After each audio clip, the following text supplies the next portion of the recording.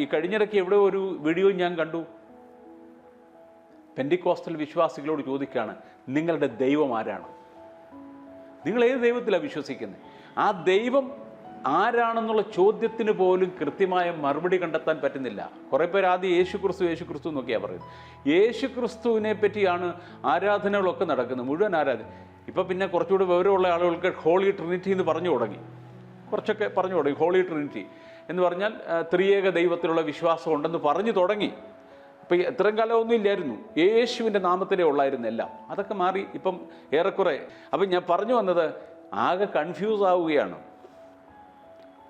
അപ്പോൾ ഇപ്പോൾ ഈ തൃത്വവിശ്വാസത്തെ പറ്റിയൊക്കെ പറയുന്നുണ്ട്. പക്ഷേ തൃത്വവിശ്വാസം പറയുമ്പോഴും നിങ്ങൾ ആ സിയോൻ ഗീതാവലി എന്ന് പറയുന്ന പുസ്തകം എടുത്ത് നോക്കി, അതാണല്ലോ നിങ്ങളുടെ ആരാധനയുടെ ഏറ്റവും ബേസിക്കായിട്ട് നിങ്ങൾ പാട്ട് പാടുകയല്ലേ. ആ പാട്ടിൽ എവിടെയെങ്കിലും ഈ ത്രിത്വേക ദൈവം, ത്രിയേക ദൈവം എന്നുള്ള ആ രീതിയിൽ ആരാധനയുണ്ടോ? എല്ലാം യേശു എനിക്ക് നല്ലവൻ, യേശു എന്ന അടിസ്ഥാനം, തുണി എനിക്ക് യേശുവാം, ഇതൊക്കെയല്ലേ ഉള്ളൂ. എവിടെയാണ് ത്രിയേക വിശ്വാസം, ത്രിയേക ദൈവവിശ്വാസം? ത്രിയേക ദൈവവിശ്വാസം ഇല്ലാതെ നിങ്ങൾക്ക് എങ്ങനെയാണ് ഈ ക്രിസ്തീയ വിശ്വാസത്തെ ഒന്ന് ആധികാരികമായി തെളിയിക്കുവാൻ സാധിക്കുന്നത്? അതുകൊണ്ടാണ് ഞാൻ പറഞ്ഞത്, നിങ്ങളുടെ അനേകം ചെറുപ്പക്കാർ, ഇപ്പം തന്നെ അനേകം പേര് നിരീശ്വര വിശ്വാസത്തിലേക്ക് പോയത് എനിക്ക് തന്നെ അറിയാം. കൂടാതെ കുറേ ചെറുപ്പക്കാർ എൻ്റെ തന്നെ പരിചയത്തിൽ ഓർത്തഡോക്സ് സഭയിലേക്ക് തിരിച്ചു വന്നിട്ടുണ്ട്. ആദ്യമായിട്ട് എനിക്ക് എൻ്റെ ചങ്ങാതി സജി വർഗീസിനോട് പറയാനുള്ളത്, നിങ്ങൾ കുറച്ചുകൂടെ ആഴത്തിൽ പഠിക്കണം. ദയവായിട്ട് ഓർത്തഡോക്സ് വിശ്വാസത്തെ നിങ്ങൾ ലഘൂകരിച്ച് കാണരുത്. ഈ വിശ്വാസം 2000 വർഷം അഭംഗുരം തുടരുന്ന വിശ്വാസമാണ്. അത് ഇനിയും മുന്നോട്ട് തന്നെ പോകും. കാരണം അതിന് ബേസിസ് ഉണ്ട്, അതിന് തിയോളജി ഉണ്ട്. 4-ാം നൂറ്റാണ്ട് കൊണ്ട് ഈ സഭയുടെ മുഴുവൻ തിയോളജിയും അത് സ്ഥിരപ്പെടുത്തി കഴിഞ്ഞു. ഞങ്ങളുടെ ആരാധന, ഞങ്ങളുടെ തിയോളജി, ഞങ്ങളുടെ പ്രാക്ടീസ്, ഇതെല്ലാം കൃത്യമായിട്ട് ഞങ്ങൾക്കുണ്ട്. അതുകൊണ്ട് ദയവായിട്ട് ഇങ്ങനെയുള്ള തെറ്റിദ്ധാരണകളൊന്നും പരത്തരുത്. ഈ വിശ്വാസ സ്നാനമായ ശരിയെന്നൊന്നും നിങ്ങൾ സ്ഥാപിക്കാനായിട്ട് ശ്രമിക്കരുത്. ദൈവതിരുനാമത്തിന് മഹത്വം ഉണ്ടാകട്ടെ. വിശുദ്ധ ദിവസം വീണ്ടും ദൈവസന്നിധിയിൽ കടന്നു വരുവാനും കർത്താവിൻ്റെ വിശുദ്ധന്മാരോടുകൂടെ ദൈവത്തെ സ്തുതിക്കുവാനും ഇങ്ങനെ ലഭിച്ച അവസരത്തിനായി ദൈവത്തെ മഹത്വപ്പെടുത്തുകയാണ്.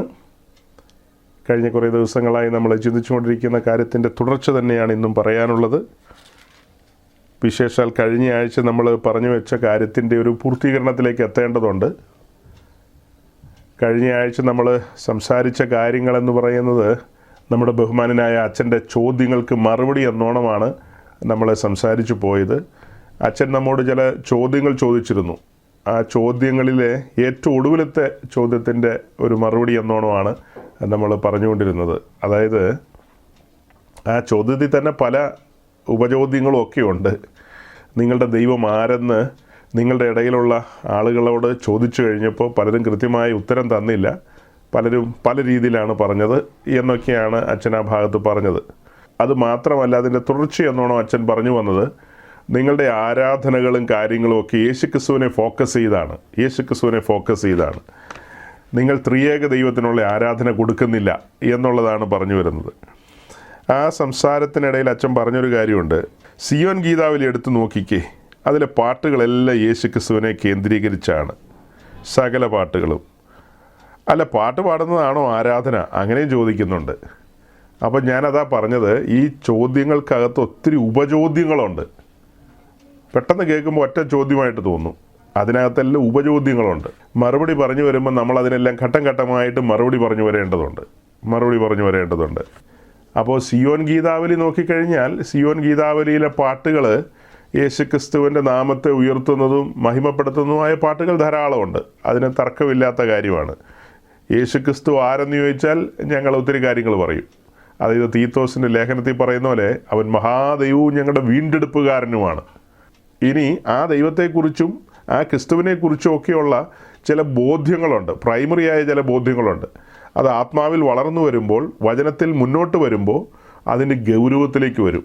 അതിന് ഉതകുന്നതായ ഒരു വാക്യം നമുക്ക് വായിക്കാം. 2 കൊരിന്ത്യർ ലേഖനം 5-ാം അധ്യായത്തിൻ്റെ 16-ാം വാക്യമാണ് നമുക്ക് വായിക്കേണ്ടത്. ആ വാക്യം വായിക്കുന്നതിന് മുമ്പ് ഞാനൊരു കാര്യം പറയാം. ഈ കഴിഞ്ഞു പോയ ആഴ്ചകൾ ക്രിസ്മസുമായി ബന്ധപ്പെട്ട ആഴ്ചകളായിരുന്നു. പൊതുവെ ലോകമെല്ലാം ക്രിസ്മസ് ആഘോഷിക്കുന്ന ഒരു സമയമാണ്. ആ സമയത്ത് നമ്മൾ അങ്ങനെ ഒരു സെലിബ്രേഷനിലേക്ക് പോയില്ല, അങ്ങനത്തെ സെലിബ്രേഷനിലേക്ക് പോയില്ല. അപ്പോൾ അതിന് പല രീതിയിലാണ് ആളുകൾ പല ചോദ്യങ്ങളുമൊക്കെ ചോദിച്ചത്. ആ ചോദ്യങ്ങൾക്കൊക്കെ മറുപടിയുണ്ട്. ആ ചോദ്യങ്ങൾക്കെല്ലാം മറുപടിയുണ്ട്. ആ മറുപടികളെല്ലാം ഇവിടെ പറയാൻ പോവുകയല്ല. അതായത് ആ ക്രിസ്തുവിനെ ഞങ്ങൾ കാണുന്ന കാഴ്ചയുണ്ട്. അതായത് കത്തോലിക്കർ കാണുമ്പോൾ ഉണ്ണി ഈശോ എന്നുള്ള നിലയിൽ മാത്രമാണ് എപ്പോഴും കാണുന്നത്. പിന്നെ ഇങ്ങനെ ക്രൂശിൽ കിടക്കുന്നതായ യേശുവിനെ കാണും. അതല്ലാതെ അതിലപ്പുറമായ കാഴ്ചകളുണ്ട്. വിശുദ്ധ തിരുവഴുത്തിൽ നിന്ന് വെളിപ്പെട്ട് കിട്ടുന്ന കാഴ്ചകളും ബോധ്യങ്ങളും വെളിപ്പാടുകളും അനവധിയാണ്. അപ്പം ഈ 2 കൊരിന്ത്യർ ലേഖനം 5:16 വാക്യം ഒന്ന് വായിച്ചേ, അത് കഴിഞ്ഞിട്ട് ബാക്കി പറയാം. ആകയാൽ ഞങ്ങൾ ഇന്നു മുതൽ ആരെയും ജഡപ്രകാരം അറിയുന്നില്ല. ക്രിസ്തുവിനെ ജഡപ്രകാരം അറിഞ്ഞുവെങ്കിലും ഇനിമേൽ അങ്ങനെ അറിയുന്നില്ല. അപ്പോസ്തലനായ പൗലോസ് പറയാണ്, ആകയാൽ ഞങ്ങൾ ഇന്നു മുതൽ ആരെയും ജഡപ്രകാരം അറിയുന്നില്ല. ക്രിസ്തുവിനെ ജഡപ്രകാരം അറിഞ്ഞുവെങ്കിലും ഇനിമേൽ അങ്ങനെ അറിയുന്നില്ല. പിന്നെ ഇനിമേൽ എങ്ങനെ അറിയുന്നത്?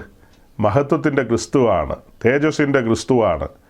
യോഹന്നാൻ പത്മോസി വെച്ച് കണ്ട കാഴ്ച എന്താണ്? ആ കാഴ്ച എന്ന് പറയുന്നത് മഹത്തരമായൊരു കാഴ്ചയല്ലേ?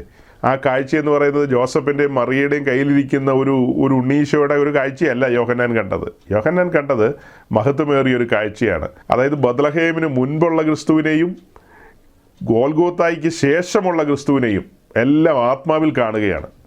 ബത്ലഹേമിന് മുമ്പുള്ള ക്രിസ്തുവിനെ എങ്ങനെയാണ് കാണുന്നത്? ആത്മാവിൽ കാണുകയാണ്. ഗോൽഗോഥായിക്ക് ശേഷം ഇപ്പോൾ ഈ വെളിപ്പാട് പുസ്തകത്തിൽ പറഞ്ഞതുപോലെ തേജസ്സിൻ്റെ ക്രിസ്തുവിനെ ആ നിലയിൽ കാണുകയാണ്. അതെല്ലാം കണ്ടിട്ടാണ് പൗലോസും തീത്തോസിൻ്റെ ലേഖനത്തിൽ എഴുതിയിരിക്കുന്നത്. തീത്തോസിൻ്റെ ലേഖനം 2-ാം അധ്യായത്തിൻ്റെ 12-ാം വാക്യം. നാം ഭാഗ്യകരമായ പ്രത്യാശയ്ക്കായിട്ടും മഹാദൈവവും നമ്മുടെ രക്ഷിതാവുമായ യേശു ക്രിസ്തുവിന്റെ തേജസ്സിന്റെ പ്രത്യക്ഷതയ്ക്കായിട്ടും കാത്തുകൊണ്ട്. അതെ, മഹാദൈവവും നമ്മുടെ രക്ഷിതാവുമായ യേശു ക്രിസ്തുവിൻ്റെ പ്രത്യക്ഷതയ്ക്കായി കാത്തുകൊണ്ടെന്നാണ് പൗലോസ് പറയുന്നത്. ഇത് പൗലോസ് മാത്രമല്ല പറയുന്നത്, പൗലോസും യോഹന്നാനും തോമസും, നമ്മുടെ തോമസ് ലീഗ ഉണ്ടല്ലോ അത് തന്നെ, തോമസും ഇവരെല്ലാം പറയുന്നത് യേശു ക്രിസ്തുവിനെ മഹാദൈവവും നമ്മുടെ രക്ഷിതാവും എന്നുള്ള നിലയിലാണ്, അല്ലേ? അങ്ങനെയാണ് പറയുന്നത്. അപ്പം ആ മഹത്വാനായ ദൈവത്തെക്കുറിച്ചുള്ള ആ വലിയ വെളിപ്പാടുകളിലൂടെയാണ് നമ്മൾ സഞ്ചരിക്കുന്നത്. ആ കാര്യങ്ങളെക്കുറിച്ചൊക്കെയാണ് കഴിഞ്ഞ ആഴ്ച പറഞ്ഞത്. പിതൃപുത്ര പരിശുദ്ധാത്മാവാം ത്രിയേക ദൈവമാണ് ഒരു ഭക്തനെ വീണ്ടെടുക്കുന്നത്. ആ രക്ഷേണ്യ പ്രവൃത്തിയിൽ ദൈവിക തൃത്വം എങ്ങനെ ചലിച്ചു എന്നുള്ള കാര്യങ്ങളൊക്കെ അവിടെ നമുക്ക് കാണാൻ കഴിയും. അപ്പം ആ മെസ്സേജൊക്കെ നമ്മൾ പിന്നീട് യൂട്യൂബിൽ അപ്ലോഡ് ചെയ്തു. ഇപ്പോൾ ധാരാളം പേര് കണ്ടിട്ടുണ്ട്. ആ മെസ്സേജ് നമ്മൾ എവിടെയെല്ലാം പോസ്റ്റ് ചെയ്തിട്ടുണ്ടോ, പോസ്റ്റ് ചെയ്ത സ്ഥലങ്ങളിലൊക്കെ വണ്ണസ് പെന്തിക്കോസിലുള്ള സഹോദരങ്ങൾ, അതായത് യേശുനാമക്കാരെന്നുള്ള പേരിൽ അറിയപ്പെടുന്ന അവർ അതിനൊക്കെ എതിരെ വാദങ്ങളും തർക്കങ്ങളുമായിട്ടൊക്കെ വരാനിടയായിട്ടുണ്ട്. അവരോടൊന്നും നമ്മൾ മറുപടി പറയാൻ പോയില്ല. നമ്മൾ അച്ഛൻ്റെ ചോദ്യത്തിനാണ് മറുപടി പറഞ്ഞത്. ആ മറുപടി അച്ഛനുമായി ബന്ധപ്പെട്ട ആളുകൾ, അല്ലെങ്കിൽ അങ്ങനെ ചിന്തിക്കുന്ന ആളുകൾ, അവർക്ക് വേണ്ടിയിട്ട് നമ്മളത് അപ്ലോഡ് ചെയ്തു എന്ന് മാത്രം. നമ്മളിവിടെ സംസാരിച്ച കാര്യമാണ്, അത് മറ്റുള്ളവർ പിന്നത്തേതിൽ കേട്ടുകൊള്ളട്ടെ എന്നുള്ള അർത്ഥത്തിൽ യൂട്യൂബിൽ അപ്ലോഡ് ചെയ്താണ്. അതിൻ്റെ ഭാഗങ്ങളൊക്കെ ഫേസ്ബുക്കിലും മറ്റുമൊക്കെ നമ്മുടെ സൗരന്മാർ അത് പോസ്റ്റ് ചെയ്തിട്ടുണ്ട്. അപ്പോൾ അവിടെയൊക്കെ ഈ കമൻറ്റുമായിട്ട് ഇവരെല്ലാം വന്നിട്ടുണ്ട്. ഇപ്പോൾ ഇന്ന് പറയുന്ന കാര്യങ്ങൾക്കും കമൻറ്റുമായിട്ട് വന്നാലും നമ്മളതിനൊന്നും മറുപടി പറയാനായിട്ടില്ല. പകരം അച്ഛൻ്റെ ചോദ്യങ്ങൾക്കുള്ള മറുപടി പറഞ്ഞ് നമ്മൾ ആ ഭാഗം വിടുകയാണ്. അപ്പോൾ തന്നെ ഈ കമൻറ്റ് സെക്ഷനിലൊക്കെ കുറേ ആളുകൾ വന്ന് എഴുതിയ ഒരു കാര്യവും കൂടെ ഒന്ന് പറഞ്ഞോട്ടെ, അല്ലെ ഞാനത് മറന്നുപോകും. അതായത്, നിങ്ങൾ എന്തിനാ ഇങ്ങനെ കടന്ന് വഴക്കൂടുന്നതെന്ന് ചോദിക്കുന്നത്, നിങ്ങൾ എന്തിനാ ഇങ്ങനെ വഴക്കൂടുന്നത്, നിങ്ങൾ എന്തിനാ ഇങ്ങനെ ബഹളം വയ്ക്കുന്നതെന്ന് ചോദിക്കുന്നത്. എനിക്കൊന്നും മനസ്സിലാകുന്നില്ല ഇതെന്താ ഈ ആളുകൾ ഇങ്ങനെ പറയുന്നതെന്ന്. വളരെ ശാന്തമായാണ് നമ്മളിരുന്ന് പ്രസംഗിച്ചുകൊണ്ടിരുന്നത്. അതുപോലെ നമ്മളോട് ചോദ്യം ചോദിച്ച അച്ഛനും വളരെ ശാന്തമായും മാന്യവുമായാണ് നമ്മളോട് ചോദിച്ചത്. അതായത് ആ മെസ്സേജിനകത്ത് അച്ഛൻ പറയുന്നുണ്ട്, എൻ്റെ പ്രിയ സ്നേഹിതൻ സജി വർഗീസിന് ഓർത്തഡോക്സിയെക്കുറിച്ച് ഒന്നും അറിയില്ല, നിങ്ങളത് പഠിക്കണമെന്നാണ് എന്നോട് പറഞ്ഞത്. അത് സൗമ്യമായിട്ടല്ലേ അച്ഛൻ പറഞ്ഞത്? അച്ഛനെ സംബന്ധിച്ച് അച്ഛൻ്റെ ദീർഘമായ പഠനങ്ങളിൽ ഓർത്തഡോക്സിയെ മുൻനിർത്തിക്കൊണ്ട് അവരുടേതായ രീതികളും കാര്യങ്ങളും ഒക്കെ നല്ലതായിട്ട് ഗ്രഹിച്ചിട്ടുള്ള ആളാണ്. അപ്പോൾ അത്രയും ഞാൻ ഗ്രഹിച്ചിട്ടില്ലെന്ന് അച്ഛനൊരു ബോധ്യമുണ്ട്. അതൊരു വാസ്തവം തന്നെയാണ്. കാരണം ഞാൻ ഓർത്തഡോക്സ് സെമിനാരിയിലല്ല പഠിച്ചത്. അതുമായി ബന്ധപ്പെട്ട കാര്യങ്ങൾ ഏതെങ്കിലും വല്യച്ഛൻ്റെ കൂടെ നിന്ന് ഞാൻ അങ്ങനെ പഠിച്ചിട്ടില്ല. അതായത് മദ്ബഹായിലെ സഹശുശ്രൂഷകനൊന്നും അല്ലായിരുന്നു ഞാൻ. അതുകൊണ്ട് അത്തരം കാര്യങ്ങളെക്കുറിച്ച് ഉള്ള എൻ്റെ അറിവും ഗ്രാഹ്യമൊക്കെ കുറവായിരിക്കും. അതൊരു വാസ്തവം തന്നെയാണ്. അപ്പോൾ തന്നെ ഞാനും തിരിച്ച് അച്ഛനോട് പറയുന്നൊരു കാര്യമുണ്ട്. അതായത് ഈ പെന്തക്കോസ്ത് സമൂഹത്തെക്കുറിച്ചും അതിൻ്റെ നടപടിക്രമങ്ങളെക്കുറിച്ചും അച്ഛനും കാര്യമായ ഗ്രാഹ്യമില്ല. മിനിമം ഗ്രാഹ്യങ്ങളൊക്കെ ഉണ്ട്, അത് തർക്കമില്ലാത്ത കാര്യമാണ്. അച്ഛനും ആ കാര്യത്തെക്കുറിച്ചൊക്കെ പഠിക്കണം, കൂടുതൽ അന്വേഷിക്കണമെന്ന് ഞാനും പറഞ്ഞു. അത്രയേ ഉള്ളൂ. അത് കഴിഞ്ഞിട്ട് ചോദ്യത്തിൻ്റെ മറുപടിയല്ലേ പറയുന്നത്. ന്യായമായൊരു ചോദ്യം ചോദിക്കാൻ അദ്ദേഹത്തിന് അവകാശമുണ്ട്. അതിന് ന്യായമായൊരു മറുപടി ഞാനും പറഞ്ഞുകൊണ്ടിരിക്കുന്നു. നമ്മളെല്ലാം ഒരുമിച്ച് അത് കേട്ടുകൊണ്ടിരിക്കുന്നു. ഇവിടെ എവിടെ വഴക്കും വക്കാണോ ഒക്കെ? ഇവിടെ ആരെ ചെളിവാരി എറിഞ്ഞെന്നാണ് പറയുന്നത്. പിന്നെ പറഞ്ഞ് മുന്നോട്ട് വരുമ്പോൾ നമ്മൾ അറിഞ്ഞതും ബോധ്യപ്പെട്ടതുമായ കാര്യങ്ങൾ, ഉപദേശ വിഷയങ്ങൾ, അതിൻ്റെ ഘനഗംഭീരത്വ നിമിത്തം ചില കാര്യങ്ങളൊക്കെ നമ്മൾ തറപ്പിച്ചു പറയും. ഇപ്പം അച്ഛൻ നമ്മളോട് പറഞ്ഞൊരു കാര്യമുണ്ട്. നിങ്ങൾ ഈ ഓർത്തഡോക്സിയൊക്കെ ശരിക്കും പഠിച്ച് ഈ വഴിക്കൊക്കെ വന്നില്ലെങ്കിൽ നിങ്ങളുടെ ഇടയിലുള്ള യൗവനക്കാരൊക്കെ നിരീശ്വരവാദികളായി പോവും, അങ്ങനത്തെ കുഴപ്പങ്ങളൊക്കെ ഉണ്ടാകുമെന്നാണ് പറഞ്ഞത്. അതിനോടുള്ള ബന്ധത്തിൽ നമുക്കും മറുപടി പറയാൻ പാകത്തിനുള്ള കാര്യങ്ങൾ അവർ തന്നെ നമുക്ക് ഇട്ടു തന്നു.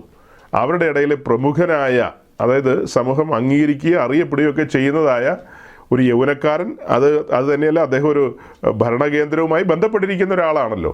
അദ്ദേഹം മറ്റൊരു മതത്തിൻ്റെ പശ്ചാത്തലത്തിൽ അദ്ദേഹം മറ്റൊരു മതത്തിൻ്റെ ആരാധനാ കേന്ദ്രത്തിലേക്ക് അതിൻ്റെ ചട്ടങ്ങളും പ്രമാണങ്ങളും ഒക്കെ പാലിച്ചുകൊണ്ട് കടന്നു പോകാനിടയായി. എന്നിട്ട് മടങ്ങി വന്ന് അദ്ദേഹം വളരെ ആശ്വാസത്തോടെ ആനന്ദത്തോടെ വന്ന് മീഡിയകളോട്, അതായത് ടെലിവിഷൻ ചാനലുകളോടൊക്കെ സംസാരിക്കുന്ന കാര്യങ്ങൾ എല്ലാവരും കേട്ടു. അപ്പോൾ അത് ഞാൻ പ്രസംഗത്തിൽ പറഞ്ഞു.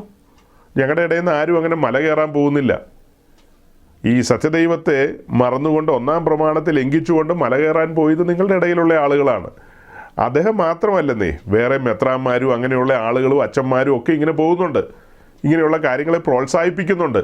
ആ കാര്യങ്ങൾ നമ്മൾ പറഞ്ഞെന്ന് മാത്രമേ ഉള്ളൂ. അതൊന്നും ഒരു വഴക്കല്ലല്ലോ, അതൊന്നും ഒരു ചെളിവാരി എറിയലല്ല. അത് കാര്യങ്ങളെ പരസ്പരം പറയുന്നതാണ്. ഞങ്ങളുടെ കാര്യങ്ങൾ ഇങ്ങനെയാണ്, നിങ്ങളുടെ കാര്യങ്ങൾ ദേ ഇങ്ങനെയല്ലേ. ഇനി രണ്ട് കൂട്ടരുടെയും കാര്യങ്ങൾ വിശുദ്ധ വചനം വെച്ചിട്ട്, ബൈബിൾ വെച്ചിട്ട് പരിശോധിച്ച് നോക്കുമ്പോൾ നമുക്ക് കാര്യം മനസ്സിലാകില്ലേ? രണ്ട് കൂട്ടരും പറയുന്ന വാദഗതികൾ അതിനെ മാറ്റുരച്ച് നോക്കാൻ പറ്റിയ ഒരു മെഷറിംഗ് റോഡ് എന്ന് പറയുന്നത് എന്താ? വിശുദ്ധ തിരുവെഴുത്താണ്. വിശുദ്ധ തിരുവെഴുത്തിനെ മുൻനിർത്തിക്കൊണ്ട് നമ്മൾ സംസാരിക്കുമ്പോഴാണ് കാര്യങ്ങൾ തെളിഞ്ഞു വരുന്നത്.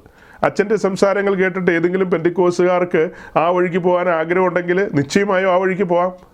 അച്ഛൻ്റെ വീഡിയോയുടെ ലിങ്കൊക്കെ നമ്മുടെ പ്രസംഗത്തിനടിയിൽ നമ്മൾ ഇട്ടിട്ടുണ്ട്.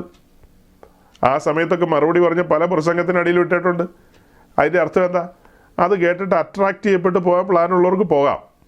അല്ല, നമ്മൾ പറയുന്ന കേട്ടിട്ട് വിശുദ്ധ തിരുവെഴുത്ത് തുറന്നു വെച്ച് ഇതിനകത്തൊരു സത്യമുണ്ട് എന്ന് മനസ്സിലാക്കിക്കൊണ്ട് ഈ യഥാർത്ഥ പാതയിലേക്ക് വരുവാൻ താല്പര്യമുള്ള ഏതെങ്കിലും ഓർത്തഡോക്സുകാരുണ്ടെങ്കിൽ, അല്ലെങ്കിൽ എപ്പിസ്കോപ്പൽ സമൂഹങ്ങളിലുള്ള വാത്സല്യ സഹോദരങ്ങൾക്ക് അങ്ങനെ ഒരു ചിന്ത ഉദിക്കുന്നുണ്ടെങ്കിൽ അവരെ കൂടുതൽ പഠിപ്പിക്കാനും അവരോട് കൂടുതൽ സംസാരിക്കാനും ഞങ്ങളും അതിന് തയ്യാറാണ്. ഇത്രയേ ഉള്ളൂ ഇതിനകത്ത്. അപ്പോൾ തുടക്കത്തിൽ ഞാൻ ആ സഹോദരങ്ങളുടെ സന്ദേഹത്തിനൊരു മറുപടി പറയുകയാണ്. ഇവിടെ ആരും ആരോടും വഴക്കൊന്നും കൂടുന്നില്ല. വളരെ സ്നേഹത്തോടു കൂടിയാണ് സംസാരിക്കുന്നത്. ന്യായമായ കാര്യങ്ങളാണ് പറഞ്ഞത്. ഞങ്ങളുടെ വീണ്ടെടുപ്പിനോടുള്ള ബന്ധത്തിൽ പിതാവ് ഞങ്ങളെ ആകർഷിച്ചു, പരിശുദ്ധാത്മാവ് പാപബോധം നൽകി. അങ്ങനെ ആകർഷിച്ചു കൊണ്ടുവന്നത് ക്രൂശിൻ്റെ ചുവട്ടിലാണ്, അഥവാ പുത്രൻ്റെ അടുക്കിലാണ്, ക്രൂശിക്കപ്പെട്ടവനായി ക്രിസ്തുവിൻ്റെ അടുക്കിലാണ്. ഇവ കാര്യങ്ങളൊക്കെ വെളിപ്പാടുകളല്ലേ, ഗഹനമായ കാര്യങ്ങളല്ലേ. ഇത് സകല മനുഷ്യരും അറിഞ്ഞിരിക്കണ്ടേ. അപ്പോൾ അവിടെ എന്താണ് സംഭവിച്ചത്? ക്രൂശിൽ എന്താണ് സംഭവിച്ചത്? പരിശുദ്ധാത്മാവ് ഒരുവൻ്റെ ഉള്ളിൽ പരിവർത്തിച്ചു തുടങ്ങിയാൽ എന്തൊക്കെ സംഭവിക്കും? അവൻ സറണ്ടർ ചെയ്യപ്പെട്ട് കഴിഞ്ഞാൽ അവനൊരു പുതിയ സൃഷ്ടിയായിത്തീരുന്നു. അങ്ങനെ പുതിയ സൃഷ്ടിയായി തീർന്ന ഒരു വ്യക്തി എന്ന നിലയിൽ ആ പ്രാഗൽഭ്യത്തോടാണ് ഞാൻ സംസാരിക്കുന്നത്. എന്നെ ഇപ്പോൾ ഡയറക്റ്റായിട്ട് കേട്ടുകൊണ്ടിരിക്കുന്നവരെല്ലാം അത്തരത്തിൽ പുതിയ സൃഷ്ടിയായ വ്യക്തികളാണ്. അങ്ങനെയുള്ള വ്യക്തികളോടാണ് ഞാൻ സംസാരിക്കുന്നത്. അതെന്തുകൊണ്ട് സംസാരിക്കുന്നതെന്ന് ചോദിച്ചാൽ, നമ്മുടെ ജീവിതത്തിൽ സംഭവിച്ച കാര്യങ്ങൾ എന്തെല്ലാമാണെന്ന് നമ്മളൊന്ന് ഓർത്തിരിക്കാൻ വേണ്ടിയിട്ടാണ്. അപ്പോൾ തന്നെ ഈ കാര്യങ്ങളെക്കുറിച്ച് ഗ്രാഹ്യമില്ലാത്തവർക്ക് വേണ്ടി, കൂടുതൽ അന്വേഷിക്കുന്നവർക്ക് വേണ്ടി, സത്യാന്വേഷികൾക്ക് വേണ്ടി ഈ മെസ്സേജുകളൊക്കെ നമ്മൾ സാമൂഹ്യ മാധ്യമങ്ങളിൽ അപ്ലോഡ് ചെയ്യുന്നുണ്ട്. അവരത് കേൾക്കുമ്പോൾ അവർക്കും അത് പിന്നത്തേത് പ്രയോജനമാകും. അപ്പോൾ ഇതൊക്കെ പ്രസംഗിക്കുകയും ഇങ്ങനെ അപ്ലോഡ് ചെയ്യുകയൊക്കെ ചെയ്യുന്നതിൻ്റെ പിന്നിലുള്ള ഉദ്ദേശ ലക്ഷ്യം എന്ന് പറയുന്നത് ജനം സത്യത്തിൻ്റെ പാതയിലേക്ക് വരണം. അതാണ് അതിൻ്റെ പ്രധാനമായ ഉദ്ദേശം. യേശുക്രിസ്തുവിലൂടെ മാത്രമാണ് രക്ഷ എന്നുള്ള സത്യം, യേശുക്രിസ്തുവിലൂടെ മാത്രമാണ് ആത്മരക്ഷ എന്നുള്ള കാര്യം ലോകത്തോട് വിളിച്ചു പറയുന്നത് വേർപെട്ട ക്രിസ്ത്യാനികൾ എന്നുള്ള പേരിൽ അറിയപ്പെടുന്നവരാണ്. അത് ഈ പെന്തിക്കോസുകാരും ബ്രദറുകാരും മുതലായവർ, അത്തരക്കാർ മാത്രമാണ് ഈ സുവിശേഷം ലോകത്തെ അറിയിക്കുന്നത്. അല്ലാത്ത ആളുകളൊന്നും ഈ സുവിശേഷം ആ നിലയിൽ അറിയിക്കാനായിട്ട് ഉത്സാഹിക്കുന്നില്ല. അതാണ് അതിൻ്റെ ഒരു സത്യം. അപ്പോൾ ഇതിനകത്തൂടെ സുവിശേഷഘോഷണം ഉണ്ടെന്നുള്ളത് മനസ്സിലാക്കുക. വീണ്ടും ജനനത്തെക്കുറിച്ചുള്ള സൂചനകൾ, ദൈവരാജ്യത്തിലേക്കുള്ള പ്രവേശനങ്ങൾ, ആ കാര്യങ്ങളൊക്കെ പറയാതെ പറഞ്ഞിട്ടുണ്ട് കഴിഞ്ഞ ആഴ്ചത്തെ മെസ്സേജിൽ. അത്യാവശ്യം അന്വേഷിക്കുന്ന ഒരാൾക്ക് അതിനകത്ത് നിന്ന് ഉത്തരങ്ങൾ തേടാം. അല്ലെങ്കിൽ കൂടുതൽ അന്വേഷണങ്ങൾക്കുള്ള വാതായനങ്ങളാണ് നമ്മൾ തുറന്നിട്ടത്. കൂടുതൽ അന്വേഷണങ്ങൾക്കുള്ള വാതായനങ്ങൾ നമ്മൾ തുറന്നിടുകയായിരുന്നു. ചെറിയതായി ചില കാര്യങ്ങൾ കേൾക്കുമ്പോൾ അതിനൊരു തുടർച്ചയുണ്ടല്ലോ. ആ തുടർച്ചകൾ അന്വേഷിക്കുന്നവർ കണ്ടെത്തും. അന്വേഷിക്കുന്നവർ അങ്ങനെയുള്ള കാര്യങ്ങൾ കണ്ടെത്തും, അല്ലാത്തവർ അങ്ങനെയുള്ള കാര്യങ്ങൾ കണ്ടെത്തില്ല എന്നുള്ളതാണ് സത്യം. തുടക്കത്തിൽ ഇങ്ങനെയുള്ള ചില കാര്യങ്ങളൊക്കെ പറഞ്ഞുകൊണ്ട് നമ്മൾ കഴിഞ്ഞ ദിവസത്തെ ആ മെസ്സേജിൻ്റെ ആ ഉള്ളിലേക്ക് തന്നെ കടന്നു പോവുകയാണ്. അച്ഛൻ്റെ മെസ്സേജിലൂടെ അച്ഛൻ പറഞ്ഞ ആ കാര്യങ്ങളുടെ ഒരു ചുരുക്കം നിസാര സെക്കൻഡുകൾ അത് നിങ്ങളൊന്ന് കേട്ടതിന് ശേഷം ഞാൻ അതിൻ്റെ ബാലൻസ് കാര്യങ്ങൾ പറയാം. അച്ഛൻ പറയുന്നത് എന്താണെന്ന് ഇപ്പോൾ എല്ലാവരും ഓർത്തിരിക്കണമെന്നില്ലല്ലോ. അപ്പം ഞാൻ ഓർക്കുന്നുണ്ടെങ്കിലും നിങ്ങളും അത് ഓർക്കണം. പിന്നീട് കേൾക്കുന്നവർക്കും പ്രയോജനപ്പെടാൻ വേണ്ടി ആ ചുരുക്കം ഭാഗം ഒന്ന് കേൾപ്പിച്ചേബി. ഇപ്പോൾ ഈ തൃത്വവിശ്വാസത്തെ പറ്റിയൊക്കെ പറയുന്നുണ്ട്. പക്ഷേ തൃത്വവിശ്വാസം പറയുമ്പോഴും നിങ്ങൾ ആ സിയോൻ ഗീതാവലി എന്ന് പറയുന്ന പുസ്തകം എടുത്ത് നോക്കി. അതാണല്ലോ നിങ്ങളുടെ ആരാധനയുടെ ഏറ്റവും ബേസിക്കായിട്ട് നിങ്ങൾ പാട്ട് പാടുകയല്ലേ. ആ പാട്ടിൽ എവിടെയെങ്കിലും ഈ ത്രിത്വേക ദൈവം, ത്രിയേക ദൈവം എന്നുള്ള ആ രീതിയിൽ ആരാധനയുണ്ടോ? എല്ലാം യേശു എനിക്ക് നല്ലവൻ, യേശു എൻ അടിസ്ഥാനം, തുണ എനിക്ക് യേശുവാം, ഇതൊക്കെയല്ലേ ഉള്ളൂ. എവിടെയാണ് ത്രിയേക വിശ്വാസം, ത്രിയേക ദൈവവിശ്വാസം? ത്രിയേക ദൈവവിശ്വാസം ഇല്ലാതെ നിങ്ങൾക്ക് എങ്ങനെയാണ് ഈ ക്രിസ്തീയ വിശ്വാസത്തെ ഒന്ന് ആധികാരികമായി തെളിയിക്കുവാൻ സാധിക്കുന്നത്? അച്ഛൻ എന്നോട് പറഞ്ഞ എന്താ, ഞാൻ കൂടുതൽ ഓർത്തഡോക്സിയെ കുറിച്ച് പഠിക്കണമെന്ന്. അതുപോലെ എനിക്കും പറയാനുള്ളത്, അച്ഛൻ വിശുദ്ധ തിരുവെഴുത്ത് ബൈബിൾ കൂടുതൽ പഠിക്കണമെന്നുള്ളതാണ്. അതൊരു അപമാനമായിട്ട് എടുക്കരുത് കേട്ടോ. അച്ഛനും കൂടുതൽ ബൈബിൾ പഠിക്കുക, രക്ഷാശാസ്ത്രം നല്ല നിലയിൽ ആഴത്തിൽ മനസ്സിലാക്കുക, സൊറ്റീരിയോളജി. അത് ഇതുവരെ ഓർത്തഡോക്സുകാർ കേട്ടതും പഠിച്ചതുമായ രീതിയിലല്ല, അല്ലാതെ നിഷ്പക്ഷമായിട്ട് പഠിക്കാനായിട്ട് ശ്രമിച്ചു കഴിഞ്ഞാൽ വളരെ ആഴങ്ങളുള്ള വിഷയമാണത്, രക്ഷാശാസ്ത്രം. അപ്പം ഓർത്തഡോക്സുകാരുടെ രക്ഷാശാസ്ത്രവും പെന്തക്കോസ്തുകാർ മുറുകെ പിടിക്കുന്ന രക്ഷാശാസ്ത്രവും തമ്മിൽ വലിയ അന്തരമുണ്ട്. ഇവിടെ വിശ്വാസത്താലുള്ള നീതീകരണമാണെങ്കിൽ അവിടെ പ്രവൃത്തിയാലുള്ള നീതീകരണമാണ്. ഒരു കുഞ്ഞിനെ കൊണ്ടുവരുന്നതിന് മുൻപ് തന്നെ മാമോദീസ തൊട്ടിയിൽ വെള്ളം നിറയ്ക്കുക, പിന്നെ അതിനകത്തേക്ക് 5-6 തുള്ളി മൂറോൻ ഒഴിക്കുക, അങ്ങനെ കുഞ്ഞിനെ അവിടെ കൊണ്ടുവന്ന് നിർത്തി കുഞ്ഞിൻ്റെ തലയിൽ വെള്ളം തളിക്കുക എന്ന് പറഞ്ഞാൽ ഈ അടുത്തിടയ്ക്ക് ഒരാൾ ഭയങ്കരമായിട്ട് കോപിക്കാൻ വന്നു. തളിക്കുക എന്ന് പറഞ്ഞു കഴിഞ്ഞാൽ ഇവിടെ വീഡിയോ ഉണ്ട് നമ്മുടെ കയ്യിൽ. ഓർത്തഡോക്സ് യാക്കോബായ സമൂഹങ്ങൾ നടത്തുന്ന മാമോദീസായുടെ വീഡിയോ ഒക്കെ നമ്മുടെ കയ്യിലുണ്ട്. അല്ല, നമ്മളിത് നേരിട്ട് കാണാത്ത ആൾക്കാരൊന്നും അല്ലല്ലോ. അതായത് കുഞ്ഞിൻ്റെ തലയിലൂടെ ഇങ്ങനെ ആ വെള്ളം ഒഴിക്കുമ്പോൾ അതിങ്ങനെ ശരീരത്തിലൂടെ ഒഴുകി താഴേക്ക് പോകുന്നു. ഇങ്ങനെ സ്പ്രിങ്കിൾ ചെയ്യുക എന്നുള്ള അർത്ഥത്തിലല്ല. തളിക്കുക മീൻസ് വെള്ളം ഇങ്ങനെ ശരീരത്തൂടെ ഒഴുകുന്നേ ഉള്ളൂ, കുറേ തുള്ളി വെള്ളങ്ങൾ ഇങ്ങനെ ഒഴുകുന്നേ ഉള്ളൂ. അതേസമയം ഈസ്റ്റേൺ ഓർത്തഡോക്സ് സഭകളെ എടുത്ത് പഠിച്ചു കഴിഞ്ഞാൽ നമ്മൾ വീഡിയോസ് ധാരാളം കണ്ടിട്ടുണ്ടല്ലോ. കുഞ്ഞുങ്ങളെ വെള്ളത്തിൽ കോഴീനെ മുക്കിപ്പൊക്കുന്ന പോലെ പോക്കിയെടുക്കുന്നത്. തലവഴി ഒരു കുത്തുന്നു, പിന്നെ കാലുവഴി കുത്തിപ്പൊക്കിയെടുക്കുന്നു. അങ്ങനെ പല രീതിയിലാണ് അവർ വെള്ളത്തിൽ മുക്കിപ്പൊക്കുന്നത്. ശുശ്രൂഷയുടെ കാര്യത്തിൽ ഇവർക്കൊരു ഏകീകരണമൊന്നുമില്ല. 4-ാം നൂറ്റാണ്ടിന് ശേഷം അവരുടെ ഉപദേശ സംഹിതകളൊക്കെ അരക്കെട്ട് ഉറപ്പിച്ചതാണ് എന്നാണ് പറഞ്ഞത്. എന്നാൽ കിഴക്കൻ യൂറോപ്യൻ രാജ്യങ്ങളിൽ കുഞ്ഞുങ്ങളെ വെള്ളത്തിൽ ഇങ്ങനെയൊക്കെ ചെയ്യുമ്പോൾ ഇവിടെ കുഞ്ഞുങ്ങളുടെ തലയിൽ ഈ പറഞ്ഞ രീതിയിൽ ഇങ്ങനെ വെള്ളം ഒഴിച്ച് മീൻസ് തളിക്കുക എന്നുള്ള അർത്ഥം തന്നെയാണ്. ഇങ്ങനെ വെള്ളം ഇങ്ങനെ തളിച്ചു പോയിട്ടേ ഉള്ളൂ, അതല്ലാതെ അതിനെ വെള്ളത്തിൽ മുക്കുന്നൊന്നുമില്ല. അതേസമയം പടിഞ്ഞാറൻ യൂറോപ്യൻ രാജ്യങ്ങളിലേക്കൊക്കെ വന്നു കഴിഞ്ഞാൽ ഈ കുഞ്ഞിനെ കൊണ്ടുവന്ന് അതിൻ്റെ കാൽപാദം വെള്ളത്തിൽ മുക്കുന്നതായിട്ട് നമ്മൾ കണ്ടിട്ടില്ലേ ചില വീഡിയോസ്. കാൽപാദം മാത്രം വെള്ളത്തിൽ മുക്കിയിട്ട് മാമോദീസ കഴിഞ്ഞെന്നും പറഞ്ഞ് കൊടുത്തു വിടും. അങ്ങനെയൊക്കെ ചെയ്യുന്ന സമൂഹങ്ങളുണ്ട്. ഓർത്തഡോക്സ് സമൂഹങ്ങളുടെ തന്നെ ചില ചർച്ചസിലാണ് അങ്ങനത്തെ കാര്യങ്ങൾ നടക്കുന്നത്. എനിവേ, പറഞ്ഞു വന്നത് ഇങ്ങനെ വ്യത്യസ്തമായ രീതിയിലാണ് ഈ ശുശ്രൂഷകളും കാര്യങ്ങളൊക്കെ മുന്നോട്ട് പോകുന്നത്. അച്ഛൻ്റെ ചോദ്യത്തിലേക്ക് നമുക്ക് മടങ്ങി വന്നാൽ നിങ്ങൾ എന്തുകൊണ്ടാണ് യേശുക്രിസ്തുവിനെ മാത്രം ഫോക്കസ് ചെയ്യുന്നത്? നിങ്ങളുടെ സിയോൻ ഗീതാവലി എടുത്തു കഴിഞ്ഞാൽ അവിടെ യേശുക്രിസ്തുവിനെ വർണ്ണിക്കുന്ന പാട്ടുകൾ മാത്രമേ ഉള്ളൂ. ത്രിയേക ദൈവത്തെ വർണ്ണിക്കുന്ന പാട്ടുകളില്ല. ആരാധനയും ആ നിലയിലല്ലേ എന്ന് ചോദ്യം വന്നു. അതുപോലെ തന്നെ അച്ഛൻ വേറൊരു ഭാഗത്ത് ചോദിക്കുന്നുണ്ട്, ഈ പാട്ട് പാടുന്നതാണോ നിങ്ങളുടെ ആരാധന എന്ന്? പാട്ട് പാടുന്നതാണോ ആരാധന എന്ന്? അപ്പോൾ പാട്ട് പാടുന്നതല്ല ആരാധനയുടെ ഭാഗമാണ് പാട്ട് പാടുന്നത്. അപ്പോൾ ആരാധന എന്താണെന്നൊക്കെ പറഞ്ഞ് മുന്നോട്ട് വന്നെങ്കിൽ മാത്രമേ ഈ കാര്യങ്ങൾ ശരിയാകുകയുള്ളൂ. ആരാധന എന്തെന്നൊക്കെ പറഞ്ഞ് വരണമെങ്കിൽ അത് പഴയ നിയമത്തിലേക്കൊക്കെ പോയി അങ്ങ് ഹോരേബിൻ്റെ അടിവാരത്തെത്തണം. ഹോരേബിൻ്റെ അടിവാരത്തെത്തി അവിടെ നിന്നുകൊണ്ട് വേണം ഈ കാര്യങ്ങളുടെ വിശദാംശങ്ങളിലേക്ക് കടക്കാനായിട്ട്, ഇതിൻ്റെ വിശദാംശങ്ങളിലേക്ക് കടക്കാൻ. ഏതാ? സിയോൻ ഗീതാവലിയിൽ യേശുക്രിസ്തുവിൻ്റെ നാമത്തെ മാത്രം വർണ്ണിക്കുന്ന കാര്യങ്ങൾ എന്താണ് എന്ന ചോദ്യത്തിൻ്റെ ഉത്തരം പറയാനായിട്ട് നമുക്ക് ഹോരേബിൻ്റെ അവിടം വരെ പോകാം, അതിനൊന്നും വിരോധമില്ല. അപ്പോൾ അതിനു മുമ്പ് ഒരു കാര്യം പറയട്ടെ. യേശുക്രിസ്തുവിനെ ഞങ്ങൾ ആരാധിക്കും, നിശ്ചയമായി അവൻ ആരാധനയ്ക്ക് യോഗ്യനാണ്.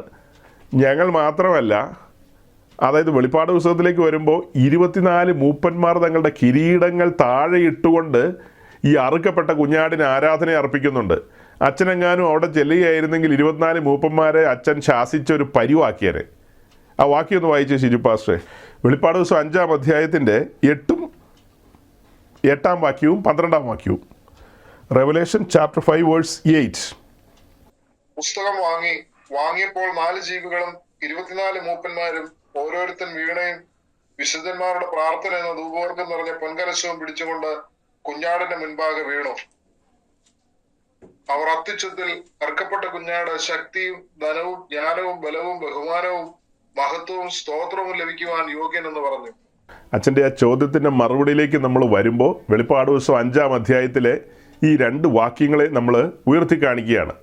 ആദ്യം 5-ാം അധ്യായത്തിൻ്റെ ഈ 8-ാമത്തെ വാക്യമാണ് കേട്ടത്, പിന്നീട് 12-ാമത്തെ വാക്യം. അപ്പോൾ 8-ാം വാക്യത്തിൽ നമ്മൾ കണ്ടത് 24 മൂപ്പന്മാർ തങ്ങളുടെ കിരീടങ്ങളെ താഴെ ഇട്ടുകൊണ്ട് അറുക്കപ്പെട്ട കുഞ്ഞാടിന് മഹത്വം കരയറ്റുകയാണ്. സ്തുതിയും ബഹുമാനവും ആരാധനയും കുഞ്ഞാടിന് അർപ്പിക്കുകയാണ്. അതിനെ സംബന്ധിച്ചുള്ള വാക്യങ്ങൾ വേറെയും ഉണ്ട്. എന്നാൽ ഈ ഒരു വാക്യം മാത്രം ഞാൻ നിങ്ങളുടെ മുമ്പിൽ ഉയർത്തി കാണിക്കുകയാണ്. ഈ ഒരു വാക്യം ധാരാളം പോരെ. അറുക്കപ്പെട്ട കുഞ്ഞാടിന് മഹത്വം കരയറ്റുകയാണ്. അപ്പോൾ അവിടെ പിതൃപുത്ര പരിശുദ്ധാത്മാവാം ത്രിയേക ദൈവത്തിന് ആരാധന എന്നൊന്നും അവിടെ ആരും പറഞ്ഞില്ല. കുഞ്ഞാടിന് ആരാധന എന്നുള്ള കാര്യമാണ് നമ്മൾ കാണുന്നത്. നമ്മുടെ കർത്താവ് യേശുക്രിസ്തു തൻ്റെ ക്രൂശുമരണത്തോടുള്ള ബന്ധത്തിൽ താൻ യെരുശലേമിലേക്ക് പ്രവേശിക്കുന്ന ആ ഒരു പ്രവേശന സമയം, അവിടെ യെരുശലേമിലേക്ക് കടന്നു വരുമ്പോൾ ജനമെല്ലാം തങ്ങളുടെ വസ്ത്രങ്ങൾ വഴിയിൽ വിരിച്ചുകൊണ്ട്, അപ്പോൾ അങ്ങനെ അവരെ കുരുത്തോലകളൊക്കെ ഉയർത്തിപ്പിടിച്ചുകൊണ്ട് ദാവീദ് പുത്രൻ ഹോശന്ന എന്ന് പറഞ്ഞ് ആർപ്പിട്ടു. അതായത് അവരെ ആരാധിച്ചു എന്നുള്ളത് തന്നെയാണ് അതിൻ്റെ അർത്ഥം. നമ്മൾ ആ പാസേജിൽ പഠിക്കുന്നത് എന്താ? അവരവിടെ യേശുക്രിസ്തുവിന് ആരാധനയാണ് അർപ്പിച്ചത്. അപ്പോൾ ഈ മുസ്ലിം സഹോദരങ്ങൾ ചോദിക്കുന്നൊരു ചോദ്യമുണ്ട്. അതായത് യേശുക്രിസ്തു വെറും മനുഷ്യനല്ലേ, മനുഷ്യനെയാണോ ആരാധിക്കുന്നതെന്നൊക്കെയുള്ള ചോദ്യങ്ങളുമായിട്ട് വരും. ആ പാസേജിൽ യേശുക്രിസ്തുവിനെ അവർ ആരാധിക്കുന്ന സമയത്ത് യേശുക്രിസ്തുവിന് വേണേൽ വിലക്കാൻ മേലെ നിങ്ങൾ എന്നെ ആരാധിക്കരുത്, പിതാവിനെയാകട്ടോ ആരാധിക്കേണ്ടത്, പിതാവ് ആരാധനയ്ക്ക് യോഗ്യനാണ്, എന്നെയല്ല ആരാധിക്കേണ്ടത് എന്നല്ലേ മനുഷ്യപുത്രൻ അവിടെ പറയേണ്ടത്, അല്ലെങ്കിൽ ദൈവപുത്രൻ അവിടെ പറയേണ്ടത്. അങ്ങനെ വല്ലതും പറഞ്ഞതായിട്ട് നമ്മൾ കേൾക്കുന്നുണ്ടോ? ഒന്നും പറഞ്ഞില്ലല്ലോ. ആ ആരാധന സ്വീകരിക്കുകയല്ലേ ചെയ്തത്. ജനമെല്ലാം ദാവീദ് പുത്രന് ഹോശന്ന എന്ന് പറഞ്ഞ് ആർപ്പിടുകയാണ് ചെയ്തത്. അപ്പോൾ അവിടെ അവരോട് തിയോളജി ഒന്നും പറയാൻ നിന്നില്ല, അല്ലെങ്കിൽ അതിൻ്റെ ദൈവശാസ്ത്ര വിഷയങ്ങളുടെ ആഴങ്ങളൊന്നും പറയാനായിട്ട് കർത്താവ് നിന്നില്ല. അവൻ മഹത്വവാനായ ദൈവമായതുകൊണ്ട് ആരാധന സ്വീകരിച്ചു. അപ്പോൾ അവിടെയും ചെന്ന് നമ്മൾ പറയുകയാണ് പിതാവിൻ്റെയും പുത്രൻ്റെയും പരിശുദ്ധാത്മാവിൻ്റെയും നാമത്തിലല്ലേ എന്ന് പറഞ്ഞു കഴിഞ്ഞാൽ അതെങ്ങനെ ശരിയാകും? പെന്തക്കോസ്തുകാരെ സംബന്ധിച്ച് ഈ വിഷയങ്ങളെക്കുറിച്ചൊക്കെ ബോധ്യമുണ്ട്. ഒരു ബോധമില്ലാത്തവരല്ലെന്ന് ഞാൻ കഴിഞ്ഞ ആഴ്ചയെ പറഞ്ഞു. ഞങ്ങളുടെ രക്ഷയോടുള്ള ബന്ധത്തിൽ പിതാവ് ആകർഷിക്കുന്ന കാര്യവും പുത്രൻ്റെ ക്രൂശിങ്കിൽ കൊണ്ടുവരുന്ന കാര്യവും പരിശുദ്ധാത്മാവ് പാപബോധം നൽകുന്ന കാര്യവും എല്ലാ കാര്യങ്ങളെക്കുറിച്ച് പറഞ്ഞു. ആ മെസ്സേജ് കഴിഞ്ഞ ആഴ്ച പറഞ്ഞ് അവസാനിപ്പിച്ചത് 2 കൊരിന്ത്യർ ലേഖനം 13-ാം അധ്യായത്തിൽ കാണുന്ന ആശീർവാദ വാക്യത്തിൻ്റെ ഒരു വിശദീകരണവും കൂടെ പറഞ്ഞാണ്. ആ ആശീർവാദത്തിൻ്റെ ഗൗരവം പറഞ്ഞുകൊണ്ടാണ് നമ്മൾ അവസാനിപ്പിച്ചത്. അതുപോലെ ഞങ്ങളുടെ സ്നാനത്തോടുള്ള ബന്ധത്തിൽ കർക്കശ്യമായ കാര്യമാണ്. പിതാവിൻ്റെയും പുത്രൻ്റെയും പരിശുദ്ധാത്മാവിൻ്റെയും നാമത്തിലാണ് സ്നാനപ്പെടുന്നത്. അപ്പോസ്തല പ്രവൃത്തിയിൽ യേശുവിൻ്റെ നാമത്തിൽ സ്നാനപ്പെട്ടു എന്ന് കാണുന്നതിന് ഞങ്ങൾക്ക് വിശദീകരണമുണ്ട്. അത് അതിൻ്റെ സമയത്തും യുക്തമായ സമയത്തും പറയും, അത്ര തന്നെ. പെട്ടെന്നൊരാൾ ഓടിക്കേറി വന്ന് എന്താണെന്നൊക്കെ ചോദിച്ചാൽ ചിലപ്പോൾ പറഞ്ഞെന്നിരിക്കില്ല. ആ കാര്യങ്ങൾ പറയേണ്ട സമയത്ത് അതിൻ്റെ നിലയിൽ കൃത്യമായി പറഞ്ഞിരിക്കും. അപ്പോൾ രക്ഷയിൽ ത്രിയേക ദൈവം പ്രവർത്തിക്കുന്ന കാര്യം സ്നാനക്കുളത്തിൽ ആ വ്യക്തി ബോധ്യപ്പെടണം. അതുകൊണ്ടാണ് പിതാവ് ആകർഷിച്ച കാര്യവും അതുപോലെ ക്രൂശിലൂടെ ലഭിക്കപ്പെട്ട വീണ്ടെടുപ്പും പരിശുദ്ധാത്മാവ് പരിവർത്തിച്ച കാര്യമൊക്കെ ഓർമ്മിപ്പിച്ചുകൊണ്ടാണ് സ്നാനക്കുളത്തിലേക്ക് ആ വ്യക്തിയെ കൊണ്ടുവരുന്നത്, സ്നാനപ്പെടുത്തുന്നത്. അത് കഴിഞ്ഞ് ഈ സഭായോഗങ്ങളിലും മറ്റു കൂട്ടായ്മകളിലും ഒക്കെ ആരാധനയ്ക്ക് ഒത്തുകൂടുമ്പോൾ അവിടെ തുണ എനിക്ക് യേശുവാം എന്നുള്ള പാട്ട് പാടിയാൽ എന്താ കുഴപ്പം? 24 മൂപ്പന്മാർ കിരീടങ്ങൾ താഴെ ഇട്ടുകൊണ്ട് അറുക്കപ്പെട്ട കുഞ്ഞാടിന് മഹത്വം അർപ്പിക്കുകയാണെങ്കിൽ പിന്നെ യേശു ക്രിസ്തുവിനെ ആരാധിക്കുകയും മഹത്വപ്പെടുത്തുകയും ചെയ്യുന്നതിൽ എന്താ തെറ്റ്? അതുപോലെ ഞങ്ങൾ പാടുന്ന പാട്ടുകളിൽ യാഹാം ദൈവത്തെ വർണ്ണിക്കുന്ന എത്രയോ പാട്ടുകളുണ്ട്. യാഹാം ദൈവത്തെ വർണ്ണിക്കുന്ന എത്രയോ പാട്ടുകളുണ്ട്. അതായത് യഹോവ ദൈവമാം വിശുദ്ധ ജാതിതാം അവൻ അവകാശമാം ജനം എന്ന് പറഞ്ഞു കഴിഞ്ഞാൽ ത്രിയേക ദൈവത്തിനുള്ള മഹത്വമല്ലേ അവിടെ അർപ്പിക്കുന്നത്. ഞാൻ യഹോവയെ എല്ലാ നാളും വാഴ്ത്തും. കടപെട്ട വേയിച്ചായൻ്റെ പാട്ടാണ്. ഞാൻ യഹോവയെ എല്ലാ നാളും വാഴ്ത്തും, യാഹ് നല്ല ഇടയൻ. എന്തുമാത്രം പാട്ടാ ദൈവമേ! അയ്യോ, ഇനി കേൾപ്പിക്കില്ലേ? അസംഖ്യമാണ്. സിയോൻ ഗീതാവലി തുറന്നു കഴിഞ്ഞാൽ യഹോവ ദൈവമാം വിശുദ്ധ ജാതിനാം എന്ന് പറഞ്ഞ് അങ്ങ് തുടങ്ങുകയാണ്. അതുപോലെ യാഹ് നല്ല ഇടയൻ, യാഹാം ദൈവത്തെ വർണ്ണിക്കുന്ന പാട്ടുകൾ, പിന്നെ ഏതാ? അനവധി പാട്ടുകൾ കിടക്കുകയാണ്. അനവധി പാട്ടുകൾ കിടക്കുക. ഇതെല്ലാം ത്രിയേക ദൈവത്തിനുള്ള ആരാധനയല്ലേ? ഇതെല്ലാം ത്രിയേക ദൈവത്തിനുള്ള ആരാധനയാണ്. ഇവിടെ വലിയൊരു ഒരു വിഷയം വരിക. ഇവിടെ ഞങ്ങൾ യഹോവയായ ദൈവത്തെ ഉയർത്തുമ്പോൾ ഓർത്തഡോക്സ് സമൂഹത്തിലുള്ള ആളുകൾക്ക് നെഞ്ചുവേദന എടുക്കുമെന്ന് ഞങ്ങൾക്ക് അറിയാം. അറിഞ്ഞുകൊണ്ട് തന്നെയാണ് പറയുന്നത്. ഞങ്ങളുടെ ദൈവം യഹോവയായ ദൈവമാണ്. പെന്തക്കോസ്തുകാർ സേവിക്കുന്നത് യാഹാം ദൈവത്തെയാണ്. നിങ്ങളെ സംബന്ധിച്ച് ആ ദൈവം കൊള്ളരുതാത്തവനും കൊള്ളക്കാരനും എന്തോ കുഴപ്പക്കാരനും ഒക്കെയാണ്. ഞങ്ങളെ സംബന്ധിച്ച് ആ ദൈവം ഞങ്ങളുടെ വീണ്ടെടുപ്പുകാരനാണ്, ഞങ്ങളുടെ വഴികാട്ടിയാണ്, ഞങ്ങളുടെ സർവസ്വവുമാണ്, ഞങ്ങളുടെ പാറയാണ്, ഞങ്ങളുടെ കോട്ടയാണ്, ഞങ്ങളുടെ ശൈലമാണ്, ഞങ്ങളുടെ എല്ലാമാണ്. അതുകൊണ്ടാണ് ഞങ്ങൾ ഉറപ്പിച്ചു പറയുന്നത്, ഞങ്ങളുടെ പാട്ടുകളിലൂടെയും ഞങ്ങൾ ത്രിയേക ദൈവത്തിനാണ് മഹത്വം കരയറ്റുന്നത്. അപ്പോൾ യഹോവയായ ദൈവം ആരാ? ഞങ്ങളെ സംബന്ധിച്ച പിതാവായ ദൈവം യഹോവയാണ്, പുത്രനാം ദൈവം യഹോവയാണ്, പരിശുദ്ധാത്മാവാം ദൈവം യഹോവയാണ്. അപ്പോൾ ത്രിയേക ദൈവത്തിന് ആരാധന വന്നോ ഇല്ലയോ?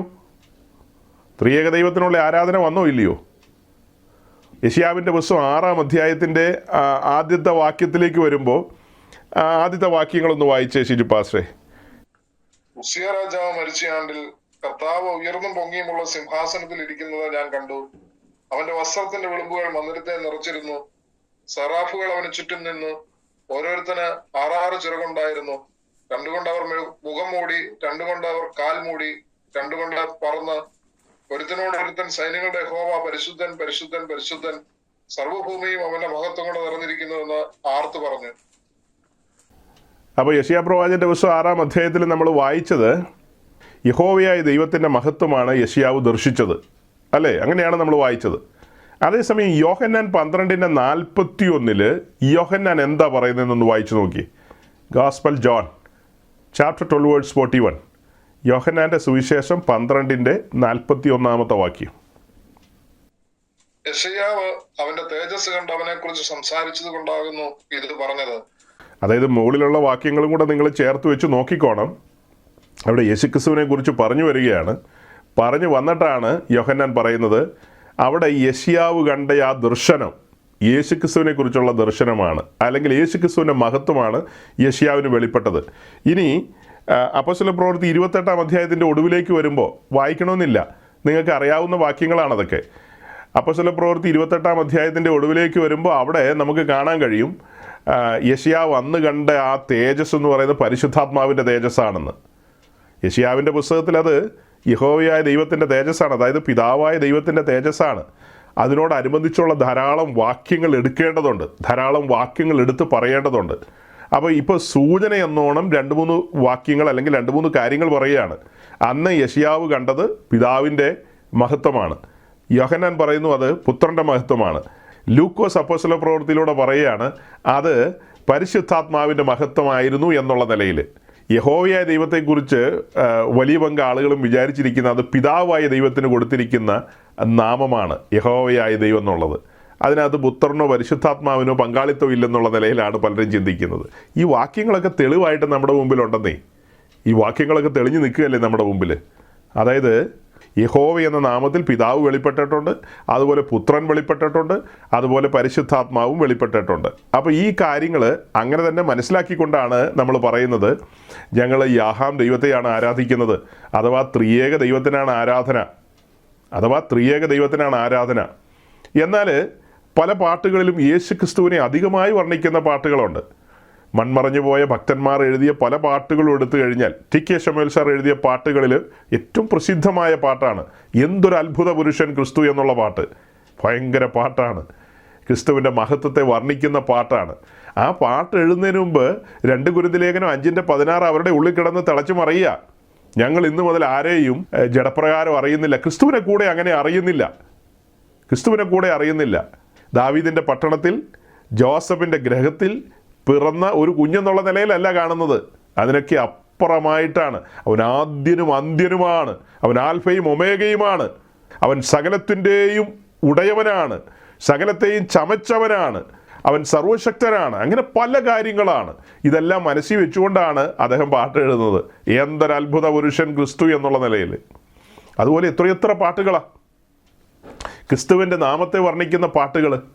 അതുപോലെ യഹോവയുടെ വലങ്കരത്തെക്കുറിച്ച് നമ്മൾ കാണുന്നുണ്ട്. യഹോവയുടെ വലങ്കരം, അവൻ്റെ വീര്യഭുജം എന്നൊക്കെ പറയും. പിതാവിൻ്റെ വീര്യഭുജം എന്ന് പറയുമ്പോൾ പുത്രനെയാണ് കാണിക്കുന്നത്. ആ കാര്യങ്ങളെയൊക്കെ വർണ്ണിക്കുന്ന പാട്ടുകളുണ്ട്. അതിലൂടെയൊക്കെ യേശുക്രിസ്തുവിൻ്റെ നാമത്തെയാണ് ഉയർത്തുന്നത്. യേശുക്രിസ്തുവിൻ്റെ നാമത്തെ ഉയർത്തിക്കൊണ്ട് പാടുന്ന പാട്ടുകളുണ്ട്.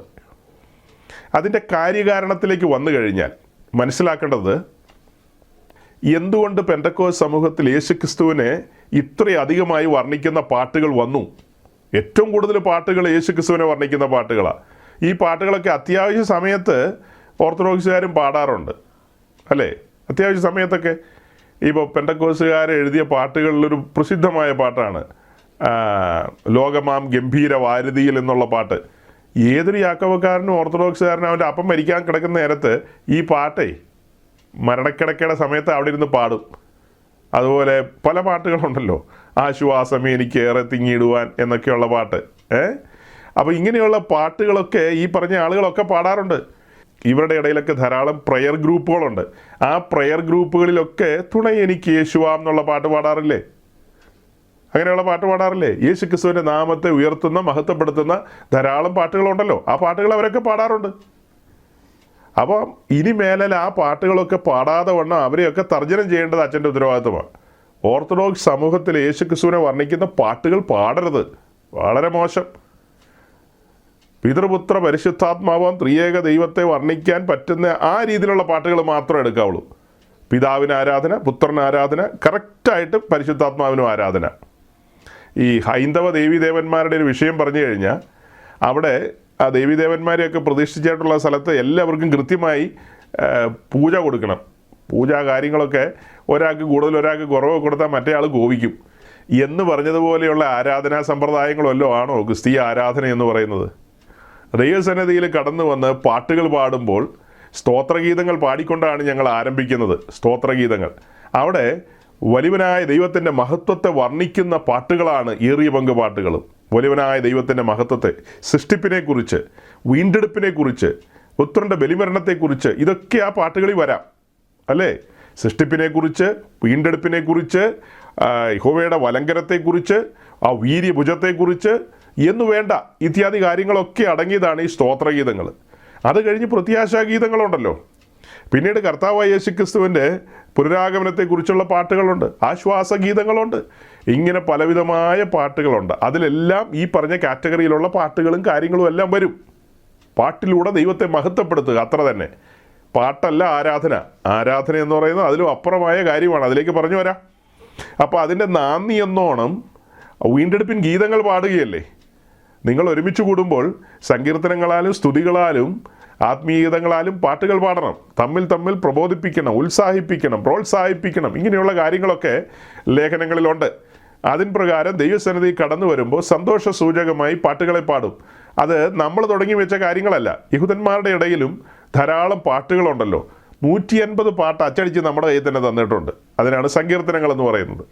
വിവിധങ്ങളായ സാഹചര്യങ്ങളിൽ ഭക്തന്മാരായവരെ കൊണ്ട് പരിശുദ്ധാത്മാവ് എഴുതിപ്പിച്ച പാട്ടുകളാണതെല്ലാം. പാട്ടുകളാണ്. അതിൽ വലിയ പങ്ക് പാട്ടുകളും യാഹാം ദൈവത്തെ വർണ്ണിക്കുന്ന പാട്ടുകളാണ്, യഹോവയായ ദൈവത്തെ വർണ്ണിക്കുന്ന പാട്ടുകളാണ്. അവിടെ ഞാൻ സൂചന പറഞ്ഞു, നിങ്ങളുടെ സഭാരത്നമായ ഗീവർഗീസ് മാർ ഒസ്താത്തിയോസ് എന്ന് പറയുന്ന മെത്രാൻ പറഞ്ഞു വെച്ച ദൈവദൂഷണം, കഠിനമായ ദൈവദൂഷണം മലയാളക്കരയിൽ മലങ്കരയുടെ മണ്ണിൽ ചരിത്രത്തിൽ അന്തരീക്ഷത്തിൽ കിടക്കുകയാണ്. യഹോവ കൊല്ലുന്ന ദൈവമാണ്, കൊള്ളക്കാരനാണ്, കുഴപ്പക്കാരനാണ് എന്നാൽ അവർ ഓർത്തഡോക്സുകാർ സേവിക്കുന്ന അത്യുന്നതനായ ദൈവം വളരെ മാന്യനും ഡീസൻറ്റും എക്സ്ട്രാ ഡീസൻറ്റുമാണെന്നൊക്കെ പറഞ്ഞു വെച്ച മെസ്സേജുകൾ നിങ്ങളുടെ എത്രയോ യൗവനക്കാരെയാണ് വഴിതെറ്റിച്ചിരിക്കുന്നത്. എത്രയോ യൗവനക്കാരെയാണ് വഴിതെറ്റിച്ചിരിക്കുന്നത്. അതെല്ലാം തലതിരിഞ്ഞ പോലെ പോയി, പലതും തലതിരിഞ്ഞ പോലെ പോയി.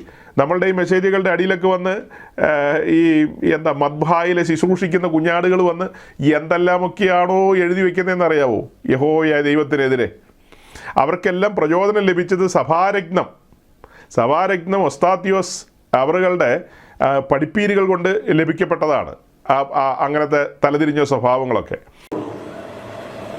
Father 302 degree, son 302 degree, 302 degree. 1+1+1 more 1 ആണ്.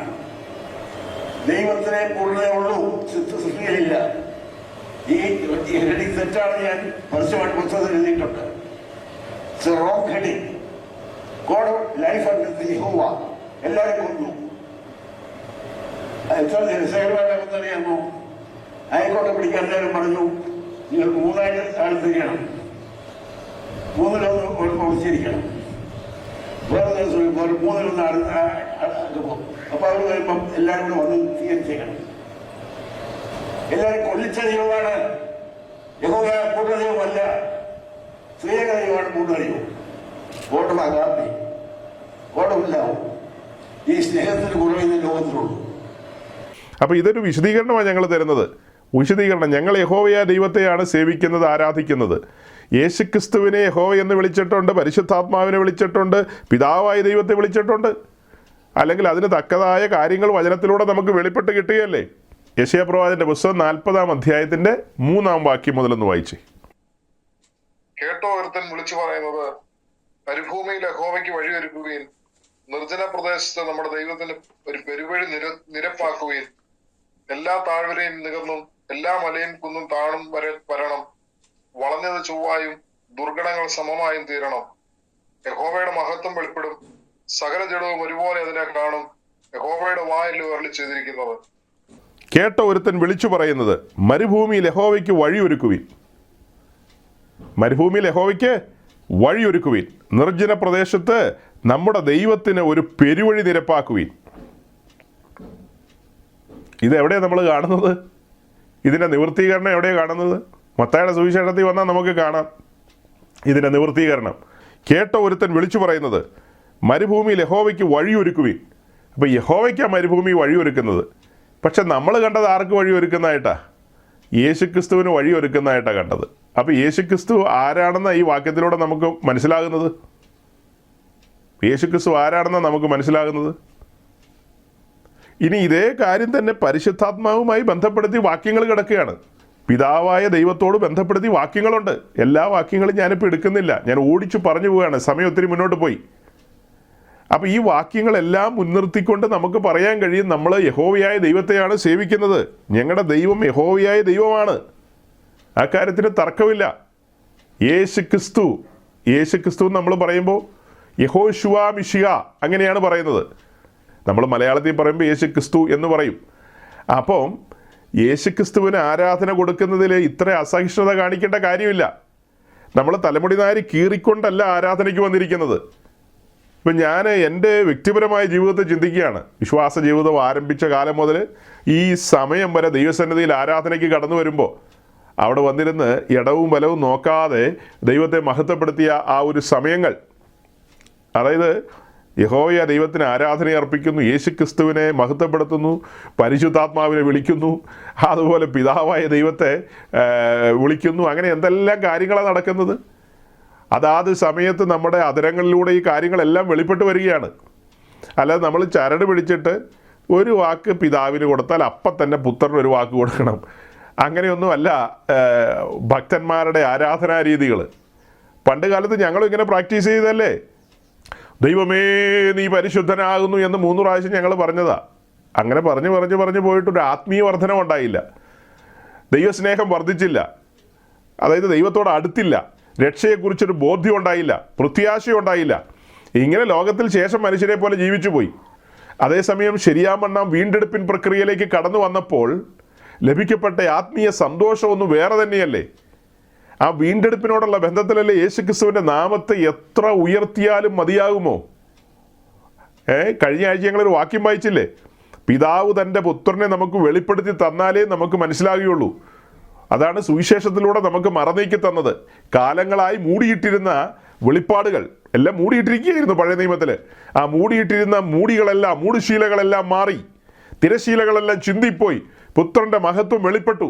പിതാവ് വെളിപ്പെടുത്തുകയാണ്, തൻ്റെ ഏകജാതനായ പുത്രനെ വെളിപ്പെടുത്തുകയാണ്. അങ്ങനെ വെളിപ്പെട്ട് കിട്ടിയ ആ ബോധ്യങ്ങൾ, വെളിപ്പാടുകൾ, ആ വെളിപ്പാടുകൾ കയ്യേറ്റുവാങ്ങുകയല്ലേ? വെളിപ്പാടുകൾ കയ്യേറ്റുവാങ്ങുകയാണ്. അങ്ങനെ പിതാവ് തൻ്റെ പുത്രനെ നമുക്ക് മറനീക്കി തുറന്നു തന്നു. ആ മഹത്വം അതിൻ്റെ നിലയിലെല്ലാം നമ്മൾ കാണുകയാണ്. പുത്രനിലൂടെ നമ്മൾ പിതാവിനെ ദർശിക്കുകയാണ്.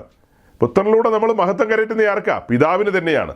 എബ്രായ ലേഖനത്തിൽ പറയുന്ന പോലെ അവൻ്റെ നാമം മൂലം നമ്മൾ ഏറ്റുപറയുന്ന അധരഫലം എന്ന സ്തോത്രയാഗം, ആ സ്തോത്രബലി അർപ്പിക്കുമ്പോൾ അത് പിതാവിൻ്റെ സന്നിധിയിലേക്കാണ് പോകുന്നത്. യേശുക്രിസ്തുവിൻ്റെ നാമത്തിലാണ് ആ ആരാധന അർപ്പിക്കുന്നത്, ആ സ്തോത്രബലി അർപ്പിക്കുന്നത്, അല്ലേ? യേശുക്രിസ്തുവിൻ്റെ നാമത്തിലാണ് ആ സ്തോത്രയാഗം അർപ്പിക്കുന്നത്. അത് പരിശുദ്ധാത്മ സഹായത്താലാണ് ചെയ്യുന്നത്. അല്ലാതെ എന്തെങ്കിലും തോന്നുന്നത് പോലെ കാട്ടിക്കൂട്ടിയിട്ട് പോവുകയല്ല. കുറേ കാര്യങ്ങൾ അച്ചടിച്ച് വെച്ചേക്കുന്നത് തന്നെ പിന്നെ വായിച്ചും പറഞ്ഞും അങ്ങനെ പോവുകയല്ല. ദൈവസന്നിധി കടന്നു വരുമ്പോൾ ആരാധനയിൽ സഹായിക്കുന്ന പരിശുദ്ധാത്മാവാണ്. വേണ്ടും പോലെ പ്രാർത്ഥിക്കാൻ സഹായിക്കുന്ന പരിശുദ്ധാത്മാവാണ്. എന്തിന് പാട്ട് പാടാൻ സഹായിക്കുന്ന പരിശുദ്ധാത്മാവ് തന്നെയല്ലേ? പരിശുദ്ധാത്മാവിലല്ലാതെ ഒരുവനെ യേശുവിനെ രക്ഷിതാവായിട്ട് അംഗീകരിക്കാൻ കഴിയുമോ? പരിശുദ്ധാത്മാവിലല്ലാതെ ഒരുവനെ യേശുവിനെ കർത്താവായിട്ട് അംഗീകരിക്കാൻ കഴിയുമോ? ഈ പറഞ്ഞ രണ്ട് കാര്യവും സംഭവിച്ചു കഴിഞ്ഞാൽ പിന്നീട് സകല കാര്യങ്ങളും പരിശുദ്ധാത്മാവിലാണ് ചെയ്യുന്നത്. പിതാവിന് മഹത്വം വരുമാറ് പുത്രന്റെ നാമത്തിലാണ് എല്ലാം ചെയ്യാറ്. അപ്പം യേശുക്രിസ്തുവിന് കൂടുതൽ പ്രാമുഖ്യം എന്താണെന്ന് ചോദിച്ചു കഴിഞ്ഞാൽ, ഇപ്പം നമ്മൾ ലേഖനങ്ങളൊക്കെ എടുത്ത് പഠിച്ചു കഴിഞ്ഞാൽ ആ ലേഖനങ്ങളിലെല്ലാം ക്രിസ്തു മറഞ്ഞിരിക്കുകയല്ലേ? ക്രിസ്തുവിനെയല്ലേ നമുക്ക് വെളിപ്പെട്ട് കിട്ടുന്നത്. വിശേഷാൽ കാരാഗ്രഹ ലേഖനത്തിലേക്ക് വരികയാണെന്ന് വിചാരിച്ചോ. കാരാഗ്രഹ ലേഖനത്തിലേക്ക് വരുമ്പോൾ എഫേസ് ലേഖനത്തിലേക്ക് വന്നാൽ അവിടെ സഭയാം ശരീരത്തെക്കുറിച്ച് കാണുകയാണ്. കൊലേസ് ലേഖനത്തിലേക്ക് വരുമ്പോൾ ശിരസായ ക്രിസ്തുവിനെ കാണുകയാണ്. ഇത് രണ്ടും ചേർത്ത് വെച്ച് നമ്മൾ ആ ദൈവസ്നേഹത്തിൽ പഠിക്കുകയാണ് ഫിലിപ്പ് ലേഖനത്തിലേക്കൊക്കെ വരുമ്പോൾ. ഈ രണ്ട് കാര്യങ്ങളെയും കുറിച്ച് ആഴത്തിലുള്ള ബോധ്യം വരുമ്പോഴാണ് അവിടെ ആ ദൈവസ്നേഹത്തിൽ നിറഞ്ഞ് സന്തോഷിക്കുന്നത്. കാര്യങ്ങളെ മനസ്സിലാക്കിക്കൊണ്ട് സന്തോഷിക്കുകയാണ്, എപ്പോഴും സന്തോഷിക്കുകയാണ്. കാരണം എന്താ? ക്രിസ്തു മൂലം ലഭിക്കപ്പെട്ട ആ വീണ്ടെടുപ്പും മഹത്തരമായ ഒരു ജീവിതവും ആ കാര്യങ്ങളെല്ലാം, ഈ ലേഖനങ്ങളെല്ലാം നമ്മെ കൂടുതൽ ക്രൈസ്റ്റ് സെൻറ്റേഡ് ആകാൻ പാകത്തിന് ഉത്സാഹിപ്പിക്കുന്ന ലേഖനങ്ങളാണ്. ക്രിസ്തു കേന്ദ്രീകൃതമായ ലേഖനങ്ങളാണതെല്ലാം. നമ്മുടെ ജീവിതം എപ്പോഴും അങ്ങനെ തന്നെയല്ലേ? ക്രിസ്തു കേന്ദ്രീകൃതമായൊരു ജീവിതമല്ലേ? അല്ലേ? ഇനി ജീവിക്കുന്ന ഞാനല്ല, എന്നിൽ ക്രിസ്തു അത്രയെന്നല്ലേ അപ്പോസ്തലൻ പറയുന്നത്? ഇനി ജീവിക്കുന്ന ഞാനല്ല, എന്നിൽ പിതാവും പുത്രനും പരിശുദ്ധാത്മാവുമായ ത്രിയേക ദൈവമാണ്. അങ്ങനെയല്ലോ ആണോ പറഞ്ഞത്? ഇനി ജീവിക്കുന്ന ക്രിസ്തു അത്രയെന്നാണ് പറയുന്നത്. അതുപോലെ ഫിലിപ്പ് ലേഖനം 3-ാം അധ്യായം തുറന്നേ. ഫിലിപ്പ് ലേഖനം 3-ാം അധ്യായം. പൗലോസൊക്കെ ഇവിടെ ഉണ്ടായിരുന്നെങ്കിൽ പൗലോസിൻ്റെ ചെവിക്ക് ഇവർ പിടിച്ചേനെ. ഫിലിപ്പ് ലേഖനം 3-ാം അധ്യായത്തിൻ്റെ 9-ാം വാക്യത്തിലേക്ക് വരുമ്പോൾ നമ്മൾ കാണുന്നത്, ഞാൻ ക്രിസ്തുവിനെ നേടേണ്ടതിനും. എങ്ങനെയാണ് തുടങ്ങുന്നത്? ഞാൻ ക്രിസ്തുവിനെ നേടേണ്ടതിനും. ഞാൻ ത്രിയേക ദൈവത്തെ നേടേണ്ടതെന്നാണോ എഴുതിയിരിക്കുന്നത്? ഞാൻ ക്രിസ്തുവിനെ നേടേണ്ടതിനും. അത് കഴിഞ്ഞ് 10-ാം വാക്യത്തിലേക്ക് വരുമ്പോൾ, ക്രിസ്തുവിൻ്റെ മരണത്തോട് അനുരൂപപ്പെട്ടിട്ട് അവനെയും അവൻ്റെ പുനരുത്ഥാനത്തിൻ്റെ ശക്തിയെയും അവൻ്റെ കഷ്ടാനുഭവങ്ങളുടെ കൂട്ടായ്മയും അനുഭവിച്ചറിയേണ്ടതിനും. ഗംഭീരമായൊരു വാക്യമാണ്. എങ്ങനെയാണ് കാണുന്നത്? ക്രിസ്തുവിൻ്റെ മരണത്തോട് അനുരൂപപ്പെട്ടിട്ട് അവനെയും അവൻ്റെ പുനരുത്ഥാനത്തിൻ്റെ ശക്തിയെയും അവൻ്റെ കഷ്ടാനുഭവങ്ങളുടെ കൂട്ടായ്മയെയും അനുഭവിച്ചറിയേണ്ടതിനും. ഇവിടെയൊന്നും പിതൃപുത്ര പരിശുദ്ധാത്മാവാൻ ത്രിയേക ദൈവം എന്നൊന്നും അല്ല എഴുതിയിരിക്കുന്നത്. യേശു ക്രിസ്തുവിനെയാണ് രുചിച്ചറിയേണ്ടത്, അല്ലേ? നമ്മൾ സങ്കീർത്തനത്തിലൊക്കെ വരുമ്പോൾ യഹോവയായ ദൈവത്തെ രുചിച്ചറിയുന്ന കാര്യങ്ങൾ എഴുതിയിട്ടുണ്ട്. യഹോവ നല്ലവനല്ലോ, അവനെ ശരണം പ്രാപിക്കുന്ന പുരുഷൻ ഭാഗ്യവാനെന്നുണ്ട്. അതുപോലെ ന്യായപ്രമാണത്തിൽ രസിക്കുന്നതിനെക്കുറിച്ച് പറയുന്നുണ്ട്. യഹോവയിൽ തന്നെ രസിച്ചു കൊള്ളാൻ പറയുന്നുണ്ട്. യഹോവയിൽ രസിക്കുക എന്ന് പറഞ്ഞാൽ എന്താ? ത്രിയേക ദൈവത്തിൽ രസിക്കുക എന്നാണ് അതിൻ്റെ അർത്ഥം. അല്ലാതെ വേറെ അർത്ഥമാണോ? യഹോവയിൽ തന്നെ രസിച്ചു കൊള്ളുക എന്ന് പറഞ്ഞാൽ ഞങ്ങൾ പഠിക്കുന്നത് എങ്ങനെയാണ്? ആ ത്രിയേക ദൈവത്തിൽ രസിച്ചു കൊള്ളുക എന്നുള്ളതാണ്. അല്ലാതെ ഏതെങ്കിലും ഒരു യഹോവയല്ല. എങ്ങനെയാണ് പറയുക? അത് അല്ലാതെ ഓർത്തഡോക്സുകാരൊക്കെ ചിന്തിക്കുന്ന പോലത്തെ ഒരു യഹോവയല്ല. ബൈബിൾ വെളിപ്പെടുത്തുന്ന യഹോവ സൃഷ്ടാവാം ദൈവമാണ്. പഴയ നിയമ ഭാഗത്ത് നമ്മൾ കാണുന്ന പ്രവാചകന്മാരുടെ എല്ലാം ദൈവമാണ് യഹോവയായ ദൈവം, അല്ലേ? യഹോവയായ ദൈവം അയച്ച പ്രവാചകന്മാരാണ് എല്ലാവരും. നിങ്ങൾ പറയുന്ന നിങ്ങളുടെ അത്യുന്നതനായ ദൈവത്തിന് ഒരൊറ്റ പ്രവാചകൻ പോലുമില്ല. ആരാ ഉള്ളത്?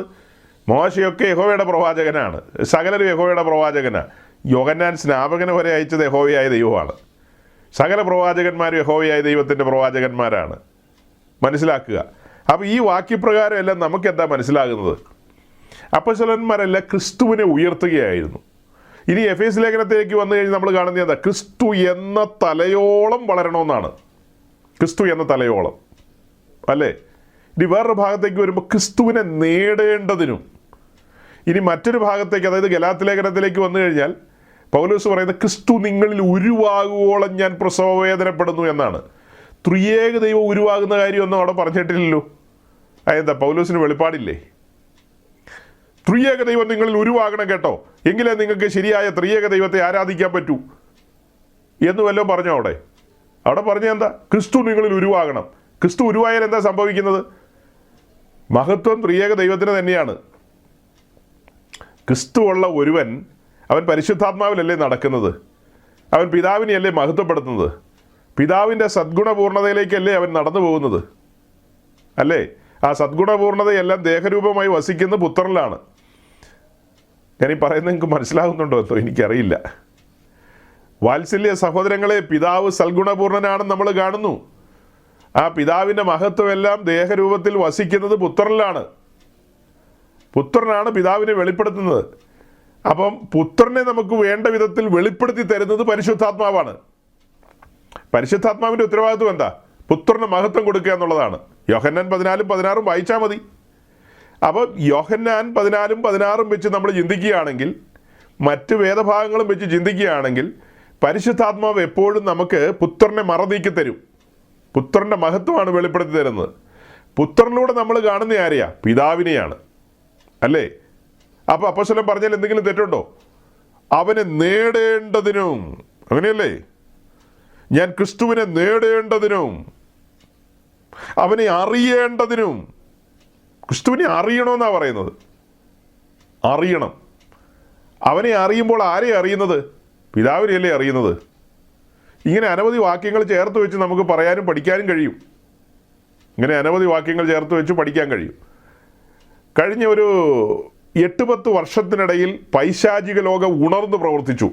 അത് മലയാളക്കരയിലെ സിറിയൻ ക്രിസ്ത്യൻസ് എന്നറിയപ്പെടുന്ന ആളുകളുടെ ഇടയിലൂടെയാണ്. അങ്ങനെ സത്യവിശ്വാസികളെ കൺഫ്യൂസ് ചെയ്യിക്കുമാറ് ശരിയാമണ്ണം യേശുക്രിസ്തുവിൻ്റെ രക്തത്താൽ കഴുകൽ പ്രാപിച്ച് സത്യപാതയിലൂടെ നടക്കുന്ന ആളുകളെ കൺഫ്യൂഷനിലേക്ക് തള്ളിയിടാൻ പാകത്തിന് ഈ കൂട്ടത്തിൽപ്പെട്ട ആളുകൾ, അതിൽ വലിയ തെറിയന്മാർ വരെയുണ്ട്, ഭയങ്കര മുഴുത്ത തെറിയന്മാർ. അങ്ങനെയുള്ളവരെല്ലാം വന്ന് യഹോവയായ ദൈവത്തെ പള്ളു പറയുകയും ചീത്ത വിളിക്കുകയും, ആരാ നിങ്ങളുടെ ദൈവം, ആരാ ദൈവം എന്നൊക്കെ ഇങ്ങനെ ചോദിച്ച് ബഹളം വെച്ചപ്പോൾ ചില മനുഷ്യരൊക്കെ അസ്ഥിരരായി എന്നുള്ള സത്യമാണ്. എന്നാൽ എല്ലാവരെയും അങ്ങനെ അസ്ഥിരരാക്കാൻ കഴിയില്ല, എല്ലാവരെയും ഒന്നും അങ്ങനെ വീഴിക്കാൻ കഴിയില്ല.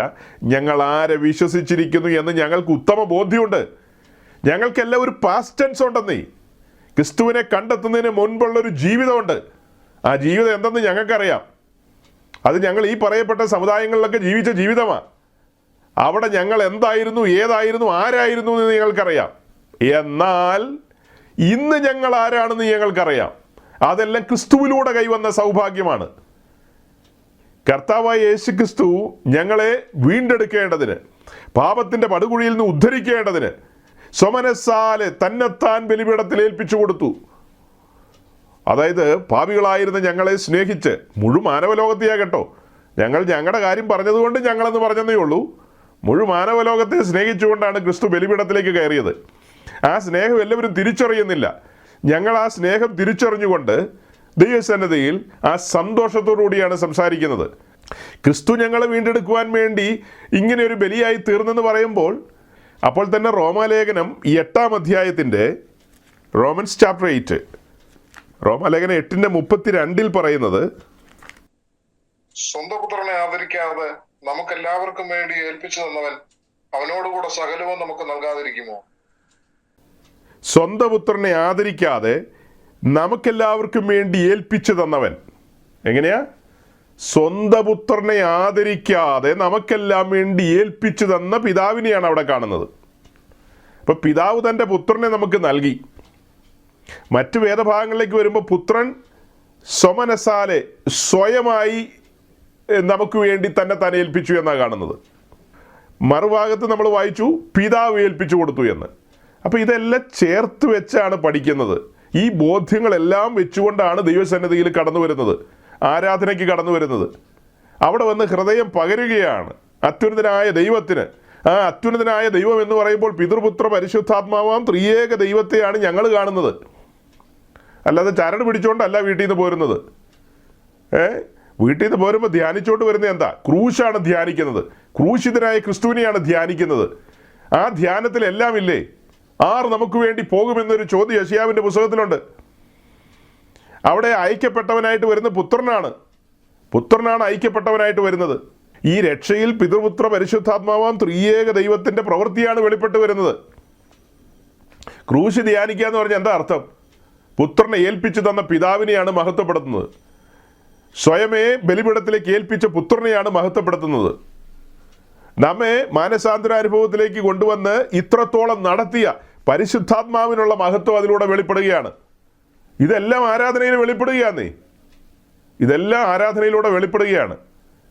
ഇവ ഡയറക്റ്റായിട്ട് വാക്യങ്ങൾ എടുത്ത് നമ്മൾ പഠിച്ചു കഴിഞ്ഞാൽ ആരാധന പിതാവായ ദൈവത്തിനാണ്, പുത്രൻ്റെ നാമത്തിലാണ് ആരാധന, പരിശുദ്ധാത്മ സഹായത്താലാണ് ആരാധന. അപ്പോൾ ചിലർ ചോദിക്കും, പരിശുദ്ധാത്മാവിനോട് പ്രാർത്ഥിക്കാമോ, പരിശുദ്ധാത്മാവിനെ ആരാധിക്കാമോ എന്നൊക്കെ. ടെക്നിക്കലി അതിനൊക്കെ മറുപടി പറയാൻ ബുദ്ധിമുട്ടാണ്. അങ്ങനെയല്ല നമ്മൾ കാണുന്ന പാറ്റേൺ ഇതാണ്. അതേസമയം ദൈവത്തെക്കുറിച്ചുള്ള വെളിപ്പാട് നമ്മുടെ മുമ്പിൽ വരികയാണ്. ദൈവത്തെക്കുറിച്ചുള്ള വെളിപ്പാട്, രക്ഷയെക്കുറിച്ചുള്ള ആഴങ്ങൾ വരികയാണ്. ആ രക്ഷയിൽ ഇതെല്ലാം ഒരുമിച്ചാണ് സമ്മേളിച്ചിരിക്കുന്നത്, അല്ലേ? ആ രക്ഷയിൽ പിതൃപുത്ര പരിശുദ്ധാത്മാവാം ദൈവം ഒരുമിച്ച് സമ്മേളിക്കുകയാണ്. ഒരുമിച്ച് ആ പ്രവൃത്തി നമുക്ക് കാണാൻ കഴിയുകയാണ്. അതുകൊണ്ടാണ് നമ്മൾ മഹത്വപ്പെടുത്തുന്ന മഹത്വം എല്ലാം ആ നിലയിൽ തന്നെ ഡിസ്ട്രിബ്യൂട്ട് ചെയ്യപ്പെടുകയാണ്. നമ്മൾ 3 ദൈവത്തെ അല്ല സേവിക്കുന്നത്. നാം സേവിക്കുന്ന സത്യേക ദൈവം, പിതൃപുത്ര പരിശുദ്ധാത്മാവാം ത്രിയേക ദൈവം. ഇത്രയും കേട്ടാൽ മതി മറ്റേ സഹോദരന്മാർ വടിയും കുടയുമായിട്ട് വരാൻ. അങ്ങനെ എവിടെയാ ഇങ്ങനെ എവിടെയാന്നൊക്കെ ചോദിച്ച്. സഹോദരങ്ങളെ, തൽക്കാലം ഇത്രയൊക്കെ പറയാൻ പറ്റുകയുള്ളൂ. യേശുനാമക്കാരായ സഹോദരന്മാരോട് പറയാനുള്ളത്, ധാരാളം പേര് ഡിബേറ്റിനൊക്കെ പ്രാപ്തരായ ആളുകൾ ഞങ്ങളുടെ ഇടയിലുണ്ട്. ധാരാളം ഡിബേറ്റുകൾ നടക്കുന്നുണ്ട്. നിങ്ങൾ അങ്ങനെയുള്ള ഡിബേറ്റുകൾ നടക്കുന്ന പ്ലാറ്റ്ഫോമിൻ്റെ അവിടെ പോയി നിന്ന് നിങ്ങളുടെ ചോദ്യങ്ങൾ ചോദിക്കുകയാണെങ്കിൽ നിങ്ങൾക്ക് ഉത്തരങ്ങൾ ലഭിക്കും. അത് തന്നെയല്ല, നിങ്ങൾക്ക് ആ ഡിബേറ്റിലൊക്കെ പങ്കെടുക്കാനും കഴിയും. ഇതൊരു ഡിബേറ്റിൻ്റെ പ്ലാറ്റ്ഫോം അല്ല. ഒരു ചോദ്യത്തിന് ഞങ്ങളൊരു മറുപടി പറഞ്ഞു പോയ കൂട്ടത്തിൽ ഞങ്ങളുടെ വിശ്വാസ വിഷയങ്ങൾ ഞങ്ങൾ സമർത്ഥിക്കുകയായിരുന്നു. ഞങ്ങളുടെ വിശ്വാസ വിഷയങ്ങൾ. അപ്പോൾ അത് ഞങ്ങളുടെ രക്ഷയോടുള്ള ബന്ധത്തിലെ കാര്യങ്ങളും കൂടെ ആ കൂട്ടത്തിൽ ചേർത്ത് വെച്ച് പറയുകയാണ്. എന്തുകൊണ്ട് ഞങ്ങൾ യേശുക്രിസ്തുവിൻ്റെ നാമത്തെ ഉയർത്തുന്ന പാട്ടുകൾ പാടുന്നു, എന്തുകൊണ്ട് ഞങ്ങൾ യേശുക്രിസ്തുവിന് മഹത്വം കൊടുക്കുന്നു എന്ന് പറഞ്ഞാൽ അതിൻ്റെ അർത്ഥം എന്താ? പാപികളും ദോഷികളുമായിരുന്ന, അഭക്തരായിരുന്ന, അതിക്രമങ്ങളാലും പാപങ്ങളാലും മരിച്ചു കിടന്ന ഞങ്ങളുടെ കണ്ണുകൾ തുറക്കപ്പെട്ട് ഞങ്ങൾ ആദ്യമായി കണ്ട കാഴ്ച എന്ന് പറയുന്നത് ക്രൂശിതനായ ക്രിസ്തുവിനെയാണ്. ഞങ്ങളുടെ വീണ്ടെടുപ്പിനോടുള്ള ബന്ധത്തിൽ കൊടുത്ത വിലയും അതിൻ്റെ ആഴങ്ങളും, അവനെ തകർത്ത് കളയുവാൻ യഹോവയ്ക്ക് ഇഷ്ടം തോന്നി, അല്ലേ? അവനെ തകർത്ത് കളയുവാൻ യഹോവയ്ക്ക് ഇഷ്ടം തോന്നി എന്നുള്ള കാര്യങ്ങളൊക്കെ കൺമുമ്പിലുണ്ട്. അപ്പോൾ ആരെ തകർത്ത് കളയുവാനാണ്, ആർക്കിഷ്ടം തോന്നി എന്നൊക്കെയുള്ള ചോദ്യങ്ങളുണ്ട്. അതിനെല്ലാം ഉത്തരങ്ങളുണ്ടല്ലോ, ന്യായമായിട്ടും അതിനൊക്കെ ഉത്തരങ്ങളുണ്ട്. ആ ബോധ്യങ്ങളൊക്കെ ഞങ്ങളുടെ കൺമുമ്പിലുണ്ട്. അപ്പോൾ ഞാൻ പറഞ്ഞ് അവസാനിപ്പിക്കാൻ പോകുന്ന കാര്യം ഇങ്ങനെയാണ് സഹോദരങ്ങളെ. യേശുക്രിസ്തു എന്ന ആത്മമണവാളന് വിവാഹ നിശ്ചയം ചെയ്ത ആത്മമണവാട്ടിയാണ് തൻ്റെ സഭ. അതുകൊണ്ട് സഭ ക്രിസ്തുവിനോടാണ് കൂടുതൽ അടുത്തിരിക്കുന്നത്, അല്ലേ? ക്രിസ്തുവിനോടാണ് കൂടുതൽ അടുത്തിരിക്കുന്നത്. അതുകൊണ്ടാണ് ക്രിസ്തുവിന് മഹത്വം വരുമാറ് പാട്ടുകൾ പാടുന്നത്. അത് പിതാവായ ദൈവത്തിന് കോപം ഉണ്ടാക്കുന്ന കാര്യമല്ല. ഈ ത്രിയേക ദൈവം എന്നുള്ള കാര്യമൊക്കെ നമ്മൾ പറയുമ്പോൾ ഇത് മുറിച്ചു മാറ്റാവുന്ന കാര്യമല്ല, മുറിച്ചു മാറ്റി വെക്കാൻ പറ്റില്ല. പിതൃപുത്ര പരിശുദ്ധാത്മാവാം ത്രിയേക ദൈവം എന്ന് പറഞ്ഞാൽ അതിനകത്തൊരു യൂണിറ്റി ഉണ്ട്. അത് എപ്പോഴും ഒരുമിച്ചാണ് സമ്മേളിക്കുന്നത്. അല്ലാതെ അത് ഒന്ന് മുറിച്ചു മാറ്റി വെക്കാൻ പറ്റില്ല, അല്ലേ? അല്ലാതെ അത് ഒന്ന് മുറിച്ചു മാറ്റി വെക്കാവുന്നതല്ല. 3 വ്യക്തികൾ എന്ന് നമ്മൾ പറയുമ്പോൾ തന്നെ 3 നിൽക്കുകയല്ല, 3 ഒന്നായി നിൽക്കുകയാണ്. അപ്പോൾ ട്രിനിറ്റിയുടെ ഒരു പഠനത്തിലേക്കും വരികയല്ല ഞാനിപ്പോൾ. അച്ഛൻ്റെ ചോദ്യത്തിന് മറുപടി പറഞ്ഞു വന്നപ്പോൾ ഈ ഭാഗം ജസ്റ്റ് ഒന്ന് സൂചിപ്പിച്ചെന്ന് മാത്രം. അതിൽ വളരെ സങ്കടകരമായൊരു കാര്യം എന്തെന്ന് ചോദിച്ചു കഴിഞ്ഞാൽ, യേശുക്രിസ്തുവിനെ വർണ്ണിക്കുന്നതും മഹത്വപ്പെടുന്നതുമായ പാട്ടുകൾ പാടുന്നതിൽ എന്താ ഇത്ര തെറ്റെന്ന് എനിക്ക് മനസ്സിലാകുന്നില്ല. ക്രിസ്തുവിലൂടെയല്ലേ നമ്മുടെ വീണ്ടെടുപ്പ്? ക്രിസ്തുവല്ലേ നമുക്ക് വേണ്ടി ഒരു പരമയാഗമായി തീർന്നത്? ആ കാര്യം സ്മരണയിലുള്ളൊരു വ്യക്തി പാട്ടെഴുതുമ്പോൾ ക്രിസ്തുവിനെ മഹത്വപ്പെടുത്തിക്കൊണ്ട് പാട്ടെഴുതിയാൽ എന്താണ് തെറ്റ്?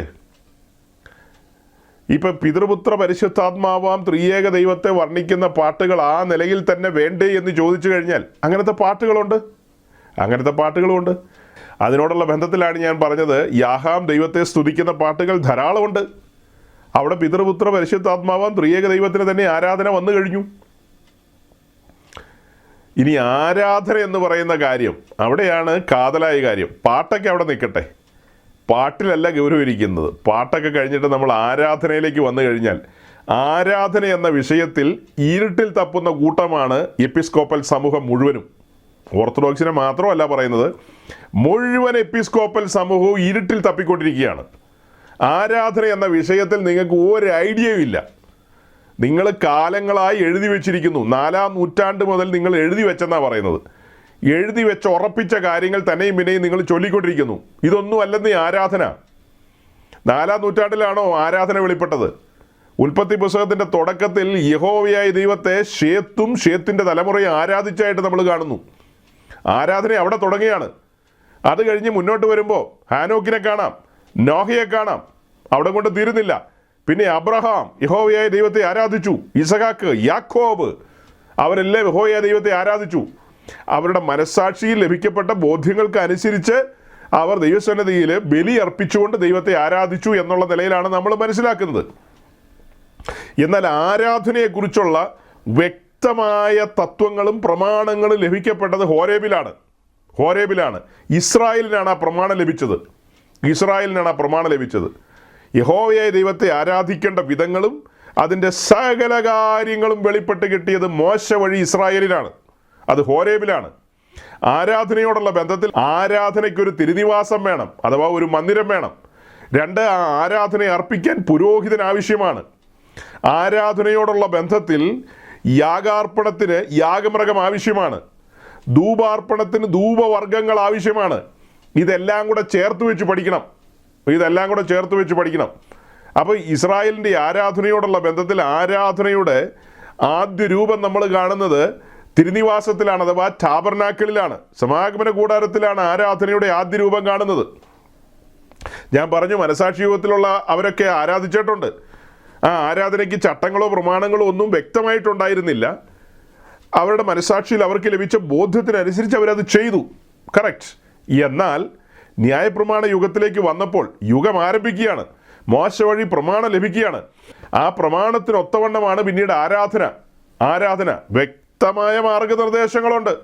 ആ മാർഗനിർദ്ദേശങ്ങൾക്ക് അനുസരിച്ചാണ് ആരാധന മുൻപോട്ട് പോകുന്നത്. അപ്പോൾ അതിൻ്റെ വിശദാംശങ്ങളിലേക്ക് നമുക്ക് കടക്കേണ്ടതുണ്ട്. ഇന്നല്ല, അടുത്ത ദിവസം കർത്താവ് അനുവദിച്ചാൽ നമ്മൾ അതിൻ്റെ വിശദാംശങ്ങളിലേക്ക് കടക്കും. അടുത്ത പടി എന്നോണം ഈ പറയപ്പെട്ട സമാഗമന കൂടാരം വൈൻഡപ്പ് ചെയ്തതിന് ശേഷം ആരാധന യെരുശലേം ദൈവാലയത്തിലേക്ക് ഷിഫ്റ്റ് ചെയ്തു. ഇതുവരെ ഒരു മൊബൈൽ ടെമ്പിൾ എന്നുള്ള നിലയിൽ സമാഗമന കൂടാരത്തിലായിരുന്നു. ആ ആരാധന യെരുശലേമിലെ മഹത്തായ ദൈവാലയത്തിലേക്ക് ഷിഫ്റ്റ് ചെയ്തു. അതും ഏതാണ്ട് 1000 വർഷത്തിൽ താഴെ അങ്ങനെ തന്നെ തുടർന്നു പോന്നു. എന്നാൽ പിന്നത്തേതിൽ നമ്മുടെ കർത്താവായ യേശു ക്രിസ്തുവിൻ്റെ ബലിമരണത്തിന് ശേഷം യെരുശലേം ദൈവാലയത്തിലെ ആരാധന തന്നെ റദ്ദ് ചെയ്തു. യെരുശലേം ദൈവാലയത്തിലെ ആരാധനയും യെരുശലേം ദൈവാലയവും അഹരോന്യ പൗരോഹിത്യം എല്ലാം വലിച്ചീറിക്കളഞ്ഞു. എന്നിട്ട് പുതിയൊരു ആരാധനാ ക്രമം ആരംഭിക്കുകയാണ്. അത് ആ മലയിലുമല്ല, ഈ മലയിലുമല്ല. നിങ്ങൾ കാണുന്ന മലയിലൊക്കെ കൊണ്ടുപോയി പള്ളി വെച്ചിട്ട് അത് ദൈവാലയമാണെന്നും അവിടെ ദൈവസാന്നിധ്യം ഉണ്ടെന്നും ഇതാണ് ആരാധനയെന്നും 4-ാം നൂറ്റാണ്ട് മുതൽ കിട്ടിയതാണെന്നൊക്കെ പറഞ്ഞു കഴിഞ്ഞാൽ അതെല്ലാം വിശുദ്ധ തിരുവെഴുത്തുമായിട്ട് ഒത്തുപോകണമെന്നേ. വിശുദ്ധ തിരുവെഴുത്തുമായിട്ട് ഇതൊന്നും ഒത്തുപോകുന്നില്ല. വിശുദ്ധ തിരുവെഴുത്തുമായിട്ട് ഒത്തുപോകാത്ത ആരാധനകളൊന്നും പിതാവായ ദൈവം പ്രസാദിക്കുന്ന ആരാധനകളല്ല. ശമരിയക്കാരി സ്ത്രീയോട് യേശുക്രിസ്തു വ്യക്തമായിട്ട് പറഞ്ഞു, പുതുനിയമ ആരാധന എന്ന് പറയുന്നത് മാളികമുറിയിൽ ആരംഭിക്കാൻ പോവുകയാണ്. ആ ആരാധന എന്ന് പറയുന്ന ആത്മാവിലും സത്യത്തിലുമാണ്. അവിടെയാണ് എപ്പിസ്കോപ്പൽ സമൂഹത്തിനെല്ലാം കൺഫ്യൂഷൻ വന്നിരിക്കുന്നത്. ടോട്ടലി കൺഫ്യൂസ്ഡ് ആണ്. 4 നൂറ്റാണ്ടിന് ശേഷം എല്ലാം വഴിമാറിയെന്നേ, എല്ലാം വഴിമാറി. മാനുഷിക ബുദ്ധിക്ക് ഇണങ്ങുന്ന വിധത്തിൽ കുറേ കാര്യങ്ങൾ നിങ്ങൾ സൂക്ഷിച്ചു വെച്ചു. ആ കാര്യങ്ങൾ അനുസ്യൂതം തുടർന്ന് മുന്നോട്ട് പോയിക്കൊണ്ടിരിക്കുന്നു. ഇനി അതൊന്നും ബ്രേക്ക് ചെയ്യാൻ ആർക്കും കഴിയില്ല. ചില കാര്യങ്ങൾ ബ്രേക്ക് ചെയ്യാൻ ആരെങ്കിലും കൊണ്ട് കഴിയുമോ? അതൊന്നും ബ്രേക്ക് ചെയ്യാൻ കഴിയില്ല. അത് അങ്ങനെ തന്നെ പോയിക്കൊണ്ടിരിക്കും. ഗീവർഗീസ് പുണ്യവാളനല്ലെന്ന് മാർപ്പാപ്പ അവിടെ ഡിക്ലെയർ ചെയ്താലും ഇനി അത് മാറ്റാനൊന്നും സാധിക്കില്ല. അത് അങ്ങനെ തന്നെ തുടരും. എല്ലാവരുടെയും കാര്യങ്ങൾ അങ്ങനെയാണ് കേട്ടോ, എല്ലാവരുടെയും കാര്യങ്ങൾ അങ്ങനെയാണ്. പെന്തക്കോസ്റ്റിലെ പ്രമുഖമായ ഓർഗനൈസേഷൻസിൻ്റെയൊക്കെ കൺവെൻഷൻ ആരംഭിക്കുന്ന കാലത്ത്, തുടക്കകാലത്ത് അന്നത്തെ ഒരു നാട്ടുരീതിക്ക് അനുസരിച്ച് അവർ ഈ പന്തലിടുന്നതിൻ്റെ കാൽനാട്ട് കർമ്മം എന്നൊക്കെ പറഞ്ഞു കളയും. അതിനെ കാൽനാട്ട് ശുശ്രൂഷ എന്നൊക്കെ പറയും. അതൊക്കെ ലോക ബൂളിഷ്നെസ് അല്ലേ? അത് കൊല്ലങ്ങളായിട്ട് 100 കൊല്ലമായിട്ട് കാലിട്ടുകൊണ്ടിരിക്കുക, 100 കൊല്ലമായിട്ട്. അത് ആരെങ്കിലും ഒരു കുഴി കുഴിച്ചിട്ട് ഒരു കാലം അവിടെ കുഴിച്ചിട്ടാൽ മതി. കൺവെൻഷൻ അനുഗ്രഹിക്കപ്പെടുവാൻ, അവിടെ ദൈവസാന്നിധ്യം വെളിപ്പെടുവാൻ, അവിടെ ദൈവവചന സത്യങ്ങൾ വെളിപ്പെടുവാൻ, ആത്മീയമായ സന്തോഷം ഉണ്ടാകുവാൻ ഈ കാലയിൽ കുറച്ച് ആൾക്കാർ പിടിച്ചുകൊണ്ട് കുഴി കുഴിച്ചിട്ട് അതിൽ കുഴിച്ചിടേണ്ട വല്ല കാര്യമുണ്ടോ? അത് പെന്തിക്കോസുകാരൻ്റെ വിവരമില്ലായ്മ, മറ്റത് മറ്റവരുടെ വിവരമില്ലായ്മ. എല്ലാ കൂട്ടങ്ങളും ഇങ്ങനെയൊക്കെ തന്നെയാണ്. ഒരിക്കൽ ഇംപ്ലിമെൻ്റ് ചെയ്ത് കഴിഞ്ഞാൽ പിന്നെ മാറ്റാൻ പറ്റില്ല, അത് മാറ്റാൻ പറ്റില്ല. അത് മാറ്റാൻ കഴിയുന്നവരാണ് നവീകരിക്കപ്പെടുന്നവർ.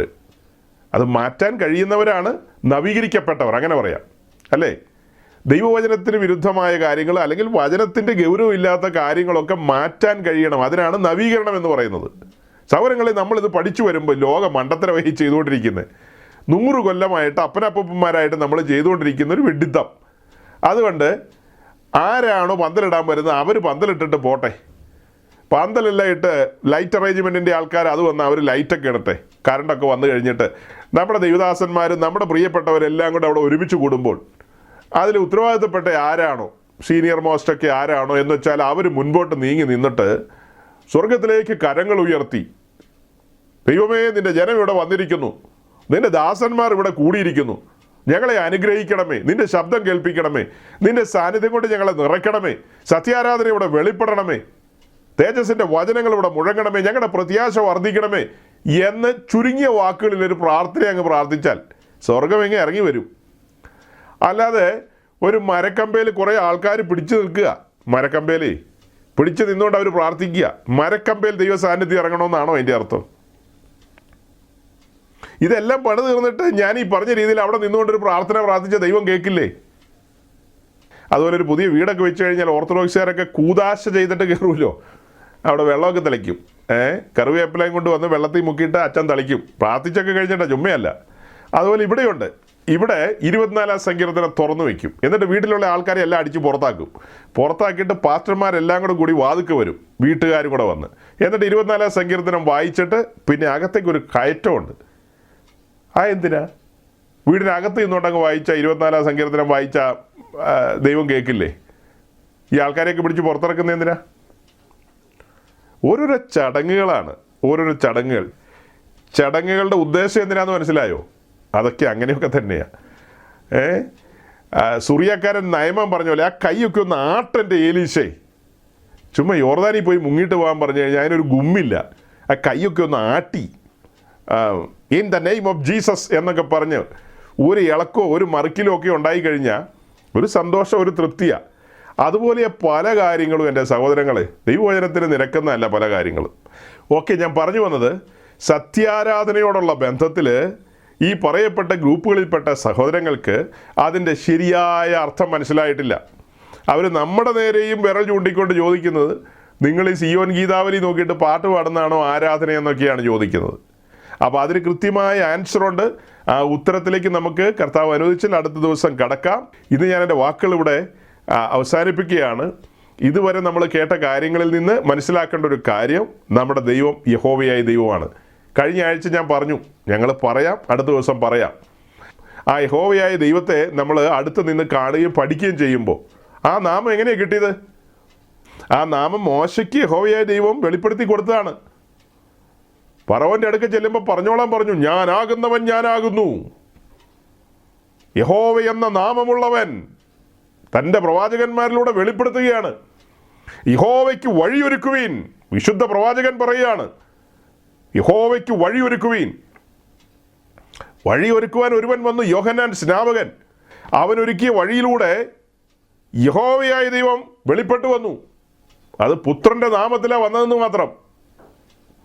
ആ കാര്യത്തിൽ ഞങ്ങൾക്ക് കൺഫ്യൂഷനൊന്നുമില്ല, യാതൊരു കൺഫ്യൂഷനുമില്ല. അപ്പോൾ അങ്ങനെ ഈ ബോധ്യങ്ങളും വെളിപ്പാടുകളും വെച്ചിട്ട് തന്നെയാണ് ഞങ്ങൾ ആരാധനയ്ക്ക് ഒത്തുകൂടുന്നത്. വീണ്ടെടുപ്പിനെ കുറിച്ചുള്ള നല്ല ബോധ്യത്തിലാണ് ഒത്തുകൂടുന്നത്. കഴിഞ്ഞ ദിവസം പറഞ്ഞു, രക്ഷയോടുള്ള ബന്ധത്തിൽ ത്രിയേക ദൈവത്തിൻ്റെ പ്രവൃത്തി ഞങ്ങൾ ആത്മാവിൽ അനുഭവിക്കുകയാണ്. ആ ബോധ്യത്തിലാണ് സ്നാനപ്പെടാൻ പോകുന്നത്. ആ ബോധ്യത്തിലാണ് ആരാധനയ്ക്കൊക്കെ ഒത്തുകൂടുന്നത്. അവസാനം ആശീർവാദം പറഞ്ഞ് പിരിയുന്നു. അങ്ങനെയൊക്കെ തന്നെയാണ്. ഇന്ന് ഞാൻ ഒന്നുകൂടെ കടത്തി പറയുകയാണ്, ഈ ആരാധനയ്ക്കായി ഒത്തുകൂടുമ്പോഴും നല്ല ബോധ്യത്തിലല്ലേ വരുന്നത്. യാഹാം ദൈവത്തിനുള്ള ആരാധനയാണ് അർപ്പിക്കുന്നത്. യാഹാം ദൈവത്തിനുള്ള ആരാധന. ആ ആരാധനയിൽ ഈ വീണ്ടെടുപ്പിൻ്റെ എല്ലാ വശങ്ങളുമുണ്ട്. വീണ്ടെടുപ്പിനെ മുൻനിർത്തിക്കൊണ്ട് പാട്ട് പാടുമ്പോഴാണ് യേശു ക്രിസ്തുവിൻ്റെ നാമത്തെ കൂടുതൽ ഉയർത്തുന്നത്. അതിനകത്ത് യാതൊരു സാങ്കേതികമായ പ്രശ്നങ്ങളും ഉദിക്കുന്നില്ല. കാരണം ഈ 24 മൂപ്പന്മാരെ കുറിച്ച് നമ്മൾ പഠിച്ചു വരുമ്പോൾ അത് ജയം കൊണ്ട വിശുദ്ധന്മാരുടെ സംഘമാണ് 24 മൂപ്പന്മാർ. കുഞ്ഞാടിൻ്റെ കാന്തയാണത് കാണിക്കുന്നത്. ആ കാന്ത അന്ന് തങ്ങളുടെ കിരീടങ്ങൾ താഴെയിട്ടുകൊണ്ട് കുഞ്ഞാടിനെ ആരാധിക്കുന്ന കാര്യമാണ് വെളിപ്പാട് 5 വായിച്ചത്. ആ ആരാധന ഇന്നേ തുടരുകയാണ്. അറുക്കപ്പെട്ട കുഞ്ഞാടിനുള്ള ആരാധന, അറുക്കപ്പെട്ട കുഞ്ഞാടിനുള്ള ആരാധന ഇന്നേ തുടർന്നുകൊണ്ടിരിക്കുന്നു. ആ ആരാധന ഇവിടെ അവസാനിക്കുന്നില്ല, അത് നിത്യതയിലും തുടരും. ഈ ഭൂമിയിൽ പ്രസംഗമുണ്ട്, അതുപോലെ പ്രാർത്ഥനയുണ്ട്, അങ്ങനെ പല കാര്യങ്ങളുമുണ്ട്. എന്നാൽ നിത്യതയിൽ പാട്ടുണ്ട്, ആരാധനയുണ്ട്. അറുക്കപ്പെട്ട കുഞ്ഞാടിന് ആരാധന അർപ്പിക്കും. അവിടെ വിശുദ്ധന്മാർ വീണകളേന്തി പാട്ടുകൾ പാടും. അങ്ങനെ പല കാര്യങ്ങളുമുണ്ട്. അപ്പോൾ ഇതിൻ്റെയൊക്കെ പൊരുളും ആഴങ്ങളും ഒക്കെ മനസ്സിലാക്കിക്കൊണ്ട് തന്നെയാണ് ആരാധനയ്ക്ക് ഞങ്ങൾ ഒത്തുകൂടുന്നത്. യാതൊരു നിശ്ചയമില്ലാതെയല്ല ഒത്തുകൂടുന്നത്, നല്ല നിശ്ചയത്തിൽ തന്നെയാണ് ഒത്തുകൂടുന്നത്. അച്ഛൻ്റെ ചോദ്യത്തിന് ഭാഗികമായൊരു മറുപടി, അതായത് നിങ്ങൾ എന്തുകൊണ്ട് യേശുക്രിസ്തുവിനെ മാത്രം ഫോക്കസ് ചെയ്യുന്നു എന്നുള്ള കാര്യത്തിന് ഭാഗികമായൊരു മറുപടി പറഞ്ഞിരിക്കുന്നു. അതിൻ്റെ ഒരു പൂർത്തീകരണത്തിലേക്ക് നമുക്ക് കർത്താവ് അനുവദിച്ചാൽ അടുത്ത ദിവസം കടക്കാം. അതുകൊണ്ട് ഈ കേൾക്കപ്പെട്ട വചനങ്ങൾ ഹൃദയത്തിൽ സംഗ്രഹിച്ചുകൊണ്ട് കൂടുതൽ പഠിക്കുകയും ധ്യാനിക്കുകയും ചെയ്യുവാനുള്ള ഉത്സാഹത്തോടു കൂടി നമുക്കിന്നിങ്ങനെ പിരിയാം. ദൈവം നിങ്ങളെ അനുഗ്രഹിക്കട്ടെ. Thank you.